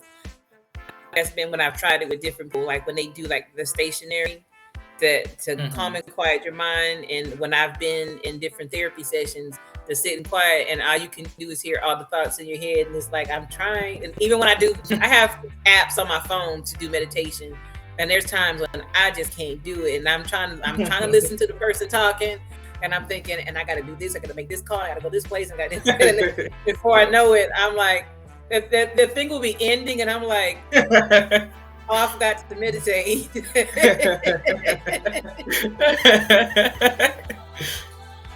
So the mobile meditation is definitely better for me, especially like the kind when they're like, relax and feel it in your arms and your fingertips. And I'm like, dude, I got way too much going on. I'm trying to feel it in my body. I mean, I can't, when I am able to do it, it definitely feels good. But I think mobile meditation is definitely better for someone whose mind is more like mine, And another problem is once I settle down, I am very prone to fall asleep. Yes, that happens a lot. That's what happened the first time I ever did yoga. I did it. This was years ago. We were still living in Michigan, and I was like, let me try to do some yoga. And I was like, okay. So I did it, and I went through the whole thing, and I was like, okay. And then they did a little cool down at the end, and the lady was, guiding us through what we were supposed to do. And she was like, now try to get the small of your back to touch the floor. And I was like, okay. And I was following everything she was saying. Next thing I know, I was waking up on the middle of my floor. I don't know what. I was like, I don't even know how this happened right here. I mean, just middle of my floor just laid out. I was so refreshed and limber. Yeah, I can't do meditation first thing. At first, I was doing like first thing in the morning, and that's not for me. I go back to sleep. I used to do it after my 12-hour shifts too at night, so I could not do that. But I also wanted to add that yoga is because God gave us the life. He literally breathed into us, which is like our energy source. So people underestimate the power of the breath itself. To literally breathe all the way in and all the way out, like empty your lungs. To be in control of that breath actually energizes your body, lowers blood pressure, lowers your heart rate. It actually makes you healthier to breathe healthy, because you're getting rid of the bad oxygen. Because when you're not breathing fully, that same bad oxygen just stays. So just being in charge of that breath also is very, very vital, because it's literally God's first energy source for us and all the energy around us. That's good. That's a good way to think about it.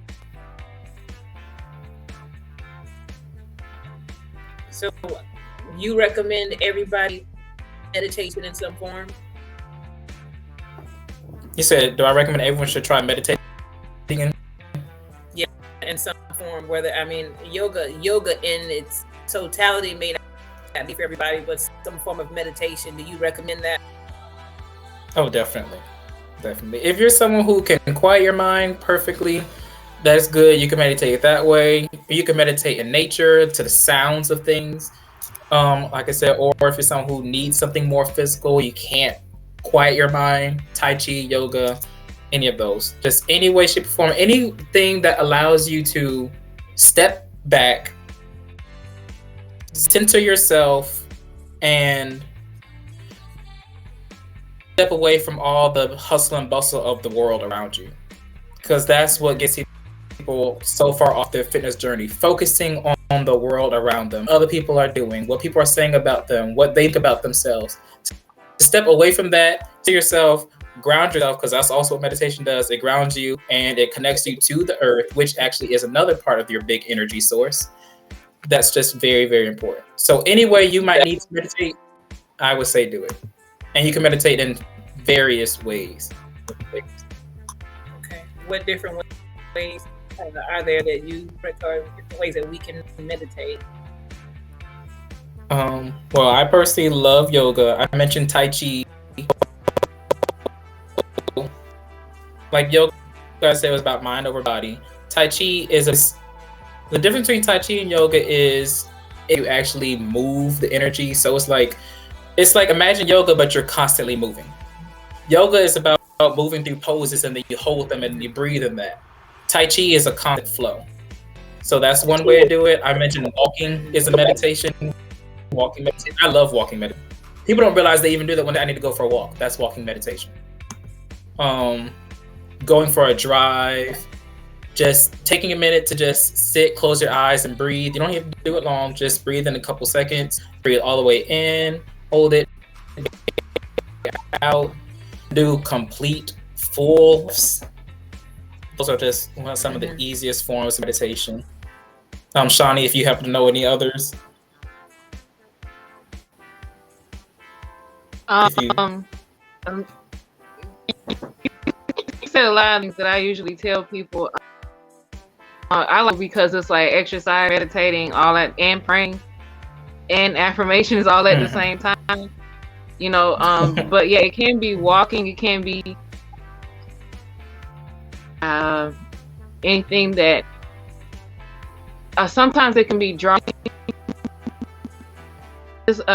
For me, it would be anything that kind of gets you zone. That gets you in the zone where you need to be. All the things you said were what I would say, especially with the breathing. And also, Mom, this group is artistic, so music is also another amazing way to meditate. Even just sitting there listening to music, you can close your eyes, whatever. Perfect way to meditate. Don't settle, like if you're crying, don't necessarily listen to other sad songs and say it just reiterates how sad I am. That's not necessarily what I mean. But, yeah. I mean, if once you get the cry out, sometimes that can be okay. But after the cry is out, don't dwell it. So sometimes you just need a get just one good cry. Just one good let it out cry. Well, yeah, no, I think you already music said is number one way that I didn't think of it as meditation, but it's always been my place of retreat. When I need to think, when I need to rest, when I need to escape, it's been my thing since I was a teenager. I know music has just been, it's been my safe place. It's been how I can refuel. Is just been that for me. But I didn't think of walking as meditation. But when I walk, I always go into another zone. It's where I can think. It's where I can clear my head. It's where you process. So, and when I don't drive right now for health reasons. But that was the other way that I always would think. I would go for a drive. And you know, I prefer to go for like a drive at night. Angelique knows I would be like middle of the night out driving. I'm good in the dark. You know, in the car, my music is playing. I'm straight. So yeah, that makes total sense. And I was also thinking when I used to work on this one particular job that on at least one of my breaks, I would need to go just sit and usually sit outside and just breathe. Like I don't need to speak to anybody. I don't need to do anything. I need to not think about being here and this job and just that. And that was enough for me to get through the day. So yeah, I appreciate hearing like all those different, I think sometimes you think meditation, you think one thing, and it's just however you can detach to get yourself, like you said, grounded and feel centered. So I appreciate that. That was really, really good. I know when we were preparing for today, some of the things we talked about was because you have the spiritual aspect to what you do. And so I'm going to let Chantilly ask some questions that she had for you. Because you also deal with astrology. And I know you connect that also with some of your clients, I'm sure. So, you know, I guess I'll start just by asking, how does the spiritual side to the having of that total lifestyle change or wellness? And then I'll let Chantilly just kind of lead in from there. Okay. I will say that the spiritual side of it, actually, let me see how I want to say this, because it's literally the spiritual side of everything for me. But I think whether you believe in God or whether you follow, I should say that same, whether you're a Christian, whether you're a Buddhist, whether you're a Hindu, all of those follow a sense of health and treating the body a certain way, because it is your vessel, the way you are using or navigating this life. So the one thing about it that you always are told, everyone's your whole life, you know, you hear the body's a temple. But basically the whole point about that is not all the extra things that people add to it, like don't get piercings. That's just extra stuff people add. That's not what it is at all. Accept those things or abuse them. But really, this is your vehicle. This is your car. Treat it right. Treat it perfectly. Treat it how you want it to be treated. And that is just something that you mainly only can really grasp if you are spiritually inclined. Because to be spiritually inclined, doesn't matter what you believe in, just to be spiritually inclined teaches you to look outside of yourself and to know that there's something bigger than yourself. And once you realize that, that's when you'll learn more, okay, I do need to be healthier. I do need to treat this body a certain way. Specifically because, you know, told we'll be here to help other people. It's going to be hard to help other people if you just look at any kind of way whatsoever. People don't want to listen to you because, you know, you look nasty. So it's just nasty. He didn't say you look nasty. Come on, Catherine Burns' great grandson. Oh, boy, you look nasty. Woo! Get yourself together. I think that's what it basically taught me. Just being mindful. That's the big word. Being mindful of everything.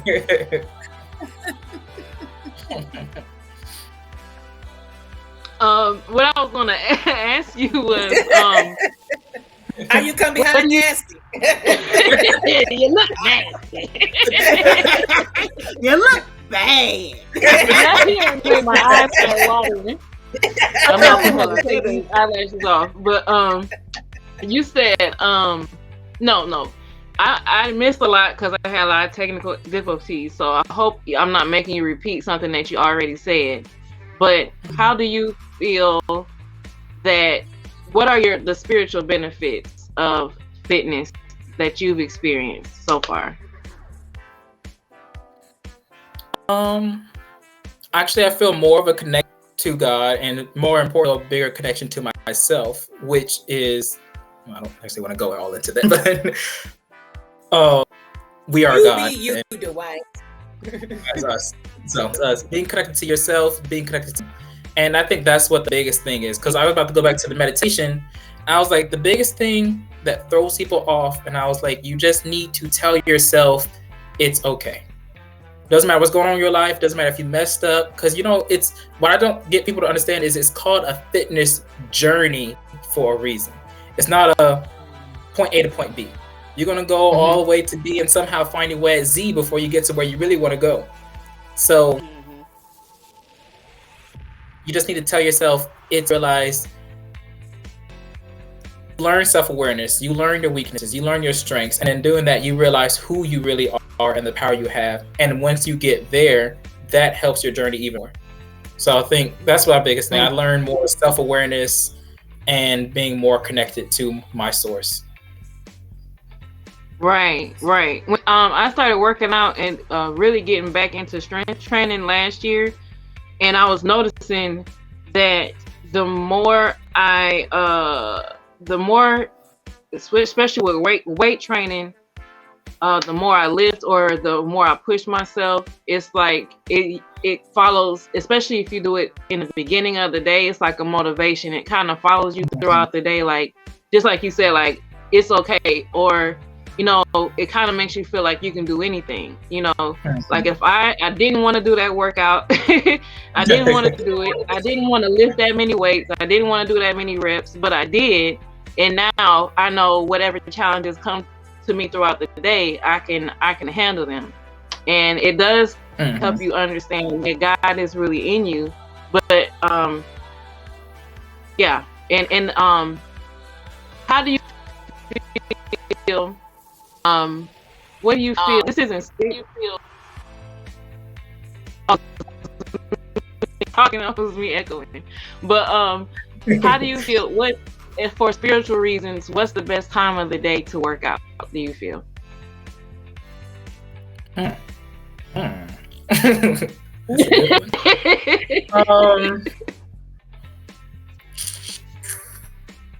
that's spiritually, I probably don't think there's a best time.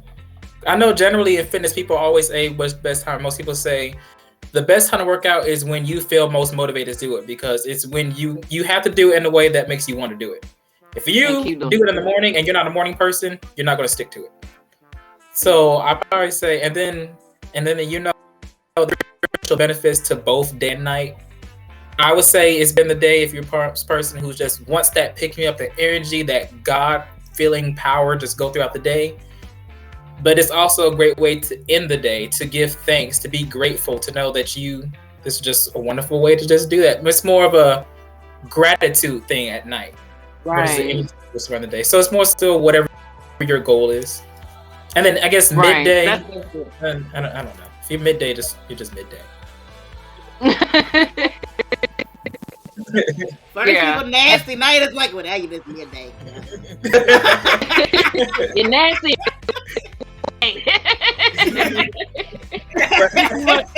You're just doing stuff. You're just doing too much. Right. You don't got no structure to your life. You're nasty. But so what I was gonna say is, I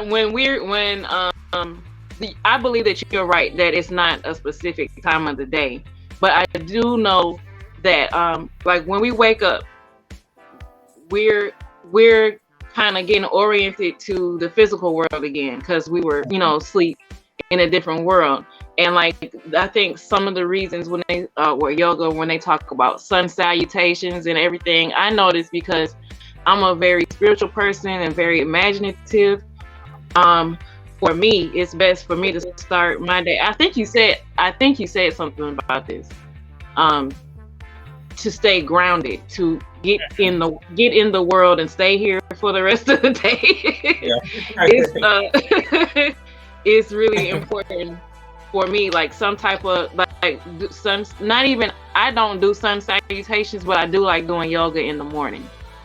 For that reason. So just like you said, but that's my specific goal, and that's me and how I work. So it is good to go with the what works best for you, and that in a way that you can do it consistently.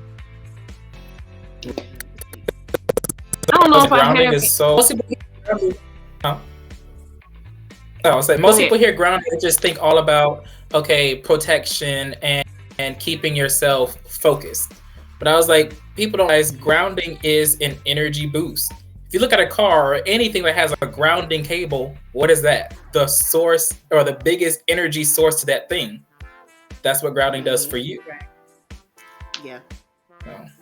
And I know with me, I know meditating will make me end up going to sleep if I do it in the daytime.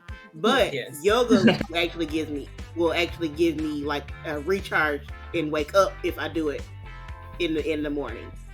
But it depends. Like if I did a yoga that was meant to start your day, that's right. But like some yoga that ain't meant to start your day.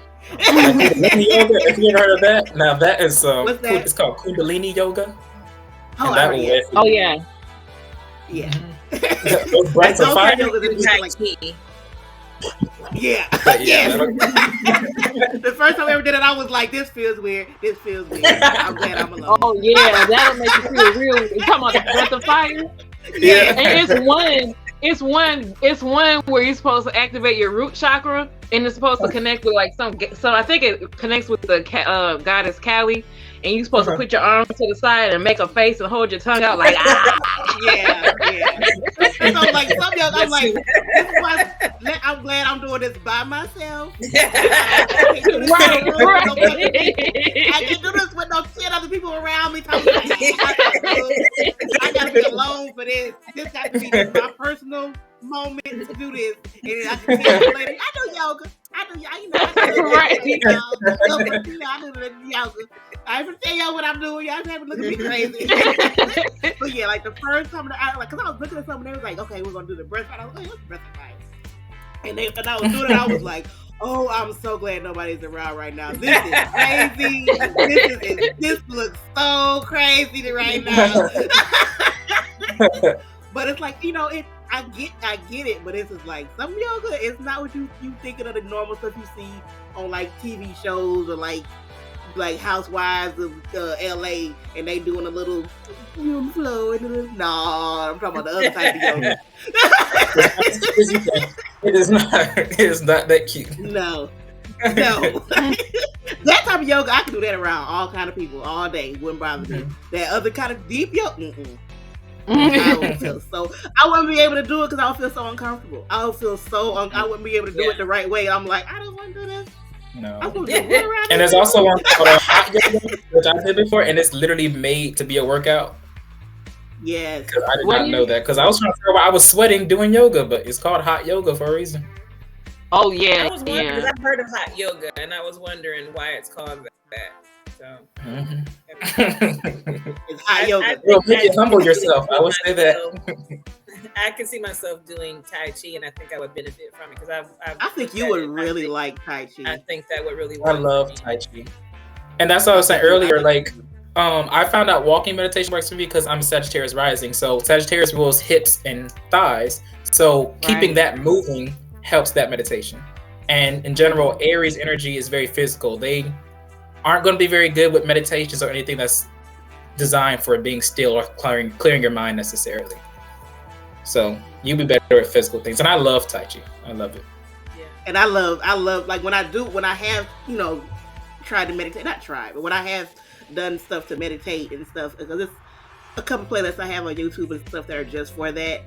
I like the getting that still. Like I like when I get to, I can get to that point where it's just, and then like, because I've had a couple. It's like the ones that start. I like the ones that start you. That keep telling you like, nope. If you feel your mind watering, bring your mind back to the Mhm. like, I'm sorry, it was wandering. My bad. You're right. It's like I don't I do didn't realize good it with was. the guided meditation. I don't do good with the guided meditation. You don't like That's it? the same, like, I'm trying to tell you, my mind be like all around the world. I was supposed to, and I just think, but that's probably why you might more need it. Yeah. And that's what the guided is for. That's what the guided is for. It's to help guide people. That's like help guide you to come on. Yeah. Hush it up. Come on. Well, see, some have some like really, really creepy voices, and I my can't. inner voice is louder than the meditating person's voice. My inner voice. So I just think I've done some guided meditations. That's what I was saying. I've done some that were good, but it's just a lot. I'd probably do it more consistently. But it's that's what I was just saying. It's a lot for my mind. Oh, we lost her again. I know. And she's gone. Hopefully it won't take 30 minutes to get it back. But but I definitely have benefited from it. It's just a lot to get me. But what I do think after having this conversation was I used to do them in the morning, and that's just way too much for me. That's number one, I take a lot of medications first thing in the morning. The bulk of medications I take are in the morning. So I'm already either not fully awake or after I've like eaten and stuff, and if I can be alert in the morning, I'm trying to conserve a little bit of energy I have before I take the next set of meds that's probably going to put me to sleep. Yeah. So I'm thinking I gotta, and I really don't have time for this right now. Yeah, I can't do that. I'm thinking it's probably better for me to do that either in the middle of the day when I need to settle myself back down because I get stressed very easily, or even before I go to bed, which probably would benefit me even more. But I think it'd probably be best for you to go to bed because that'll help you wind completely and settle. Yeah, I think that's what because I know you, and I know you deal with insomnia and stuff, so you might do best at night, right before you go to bed. Yeah, like it tends to put me to sleep anyway. That probably would work. Guide me on off to sleep. And see, that's the thing. I can't do the meditation in the morning. I'm like, that doesn't give me the pep to start my day. Like guided meditation stuff, like guided, unguided, whatever. That's just gonna make me tired and relaxed. Not even tired, but it doesn't give relaxed. me a pep. No, so it just makes me very relaxed. So I'm like, I don't need to do that. I need no. I can't do that. But yeah, I like guided because I need with guided visual stimulation. Because if I allow my mind to do whatever, I'll be anything. But they give you specific imagery, and that helps me focus on that. That's what I'm saying. I think if you find, because it's some horrible ones. It's some it's some people I can tell they just were making them to get some videos on YouTube, and it's like these are not. The music be wrong, the voice be wrong. I'm like, I'm not relaxed. I feel uncomfortable. No, exactly. There's some that are like so good. It's like, wow, this is amazing. I seen one video. There's like one guided meditation. It's like it helps you connect with Angel Michael. And like everyone in the YouTube comment kept saying over and over, said, I don't know who that was, but that was not Michael. I felt very uncomfortable and unsafe. No, I don't want somebody's cousin Michael. No, I don't do any of the ones to be trying to make. Don't connect me to nobody. I don't want you to connect me to nobody. I don't know you. I don't know what your spirit is doing.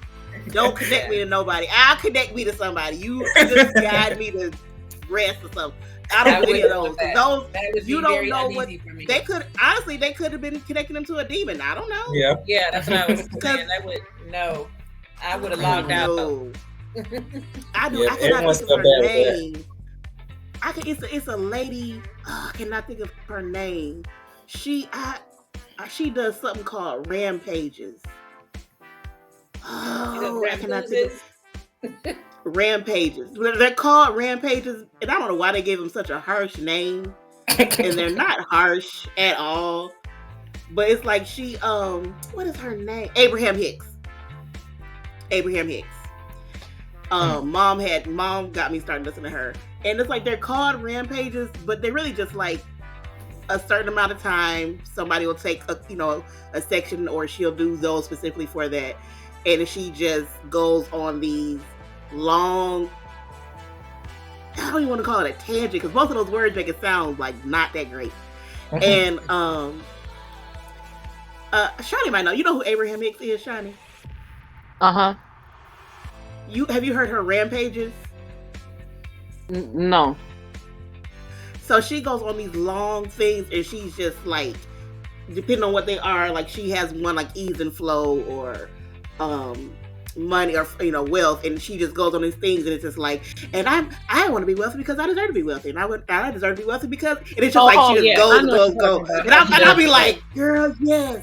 Girl, you right, yes. And it's just like them things will have you feeling good. Now those I can do in the start of my day, because those it's the energy she puts in them. It's like, okay, and those are more just like getting myself set for the day instead of like meditating, like what people think of like relaxation. That's more meditating on like getting myself. Well, she like realign, reset, started, those man. ain't nothing like a good Abraham Lincoln rampage. Like those have been like. I didn't know that's what she called it, but I yeah. That sounds like a rampage makes it sound like it's this violent thing, and it's like they're not. They're just these long, like some 9, 10, 15-minute things, and she just goes, and then when she's done, she's done. And this is like when she thought, I'd be like, whew, all right. Well, like, if you ever look up any of those, like those are good, but those are more for like daytime. Those do not wind you down for sleep, unless you got one thing before that. Those they just, because it's like she gives you that energy. You be like, because she just goes to the next thing. Like, this is why I need this, because you know, and it's just like it just goes like, oh my god, it's amazing.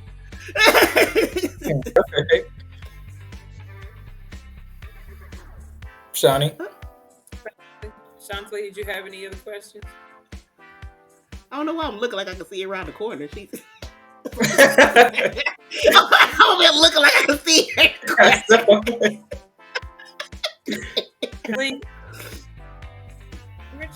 She's being troublesome today. She really is. It is. It's that old. As Shotty said, it's that old jellyback devil. What?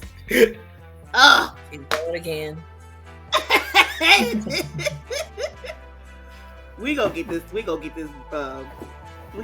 get all this worked out. That happened to her frequently? No, not like never this. Been as bad ever.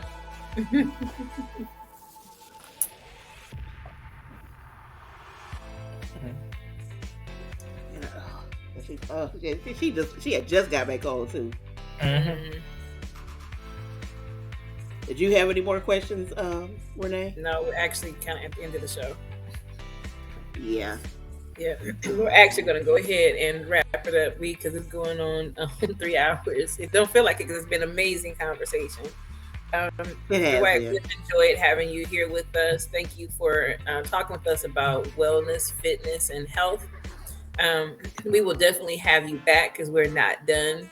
We could go on for hours and hours and hours, and I know people have definitely gotten enough information to set their goals, their health and fitness goals for the beginning of the year. I definitely have gotten information that I need to get started, and I'm here at the house with Dwight, so he's here to help me. You just knock on the door and be like, "Hey, I gotta go." I will say this is also National Hot Tea Month, and Dwight and I are both hot tea drinkers. Our whole family's hot tea drinkers. Dwight, what are some great teas that people could drink that would help them to do well, feel well, get metabolism going, or just some good wellness teas? You can do any hibiscus tea, but I personally love green tea. Any type of green tea whatsoever. Green tea is known to help with weight loss because it helps speed up metabolism, and it just clears everything out. It's full of antioxidants, which is actually good for getting inflammation down, which actually leads to a whole lot of swelling in the body, which most people just look swole. So black tea really, really good too. If you get tea, use cinnamon, use stevia. You can use a little bit of honey. Our maple syrup is a more less sugary type of honey, or another Agave. less sugary. Yeah, agave. Agave. Don't sweeten up. Don't turn into an extra drink. Don't turn into sweet tea. No. But I know black tea is a good replacement for coffee if you're trying to get off coffee. Right. Even unsweetened tea, most people can't do unsweetened tea. But that's basically just unsweet black tea. So, but green tea is the ultimate best one. Just overall green tea. Any type of green tea. Matcha is a good one too, which is just powdery, like it's the powdered version of a green tea leaf. Okay. All right. Those are good. It was I think it was a matcha drink I got, frozen drink I got from I think it might have been your competitor for where you work. I don't yeah. Oh, I didn't know they had one. Yeah. But yeah, they had like a matcha, and I got that with like almond milk. Mm-hmm. Oh, that thing was so good. But yeah, I'm like this. So a lot of people hate the one at Starbucks because they were mad that they still put too much sugar in it. But I was just like, it didn't have a lot of sugar in it. It was like just enough because I was like, I don't want it to be ice cream, like So, but yeah, like I know they use green tea and black tea in a lot of bases of all these. Perfect. Yeah.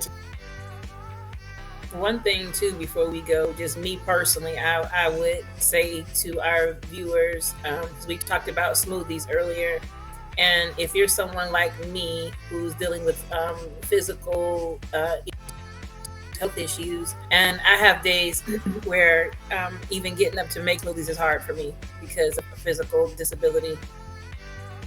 If you have DoorDash, Grubhub, Uber Eats, whatever in your city, find out what restaurants make natural health smoothies and deliver. I'm saying that to say there's no excuse to not be healthy and not be well. And I have days where it's gonna cost me probably $20, but I will pay the cost to have it delivered to my home, and I will order smoothies and have them delivered. We have I'm not gonna say their names, they're not paying. We have 2 different places here in town that make natural health smoothies that I definitely will have when needed, just because I'm trying to be the best version of myself. So actually now anything can be delivered to your home. You can have your vitamins delivered. You can have your groceries, your fruits, your vegetables delivered. So there's really no excuse to not be healthy and not be well. And even what are those companies like Hello Fresh that make and they have like you can tell them like if you're vegan, you're vegetarian, you're whatever. I think there's like 6 of diets put in their keto, all of them, and they will package but they give you the whole meal. So they deliver the food, everything, and you make it. So if you want to live a healthy life, there's so many ways possible to do it. That even be convenient. Yeah, it may cost you a couple extra bucks, but my saying to you is there really are no more excuses. So and just get in there and do it. So Dwight, how can someone find you to get your services in the local Florence area? You can find me on Facebook under Dwight Malone. I am on Instagram. Is there a way? Do I need to type my things in? Angelique is doing on the messages. Angelique is doing it. Okay. You can type them in though. You can type them in. Okay. But you can say them. Okay. You can get me on Instagram at DJ Always and Forever. Let me do that because there's some underscores.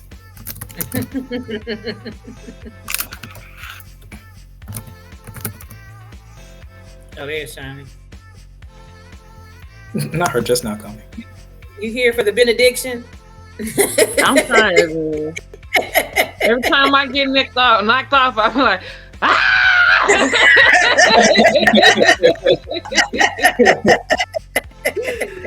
I feel you. I That's put my eyelashes on and put mine in everything. I wouldn't do like ain't nobody got time for this. The other one. I told Dwight, I said, this is the episode you were so excited about. Right. That's why I'm frustrated. It's all good though. Dwight will be back. It'll be all right. Those all right, are we're saying our names. Oh, what's this last one? He's giving where we can find him online. Snapchat. Mhm.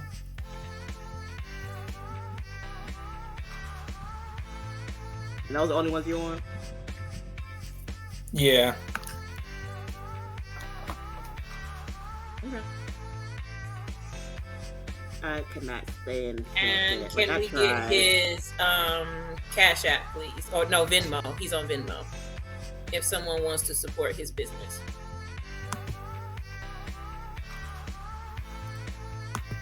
What are the names of those? He probably looking it up.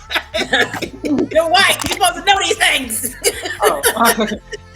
The way you doing all kind of extra underscores and numbers and dashes with his stuff. Venmo's what we're looking at. You can pay me better than I know the handles on my social Which media. one do you prefer? Venmo or Cash App? He's only on Venmo. Oh.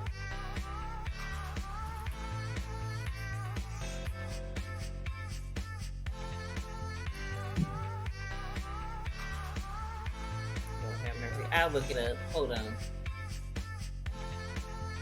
I'll look it up.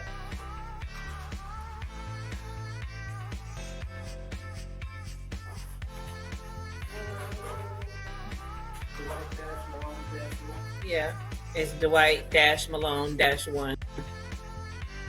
On Venmo? Yeah. Oh, these extra words. Wait, dash or underscore? Yeah. Dash. Okay, we're gonna put it up. -1. I'm about to do it. Yeah. Okay. This is unnecessary stuff. Does that look right? Yeah. Okay. Uh-oh. Nope. Too many dashes. 1 second. I did one too many dashes. I want people to get the money to you, not the white from some other random place. If you're like, oh, blessings from heaven.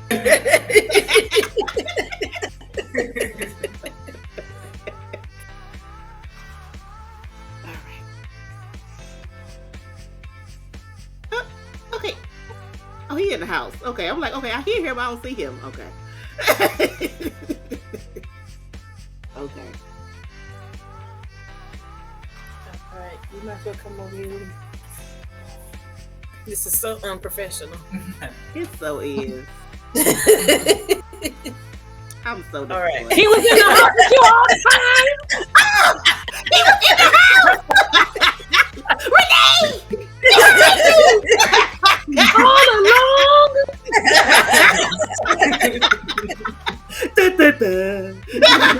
We can stop by my house real quick.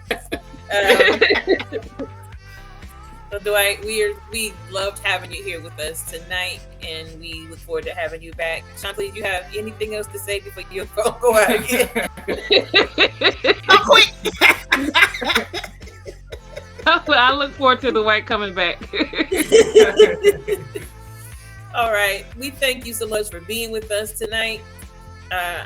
We're going to go ahead and sign off. I'm Leah. I'm Shani. And I'm Angelique. Thank you for letting our family be your family, and you have a wonderful night.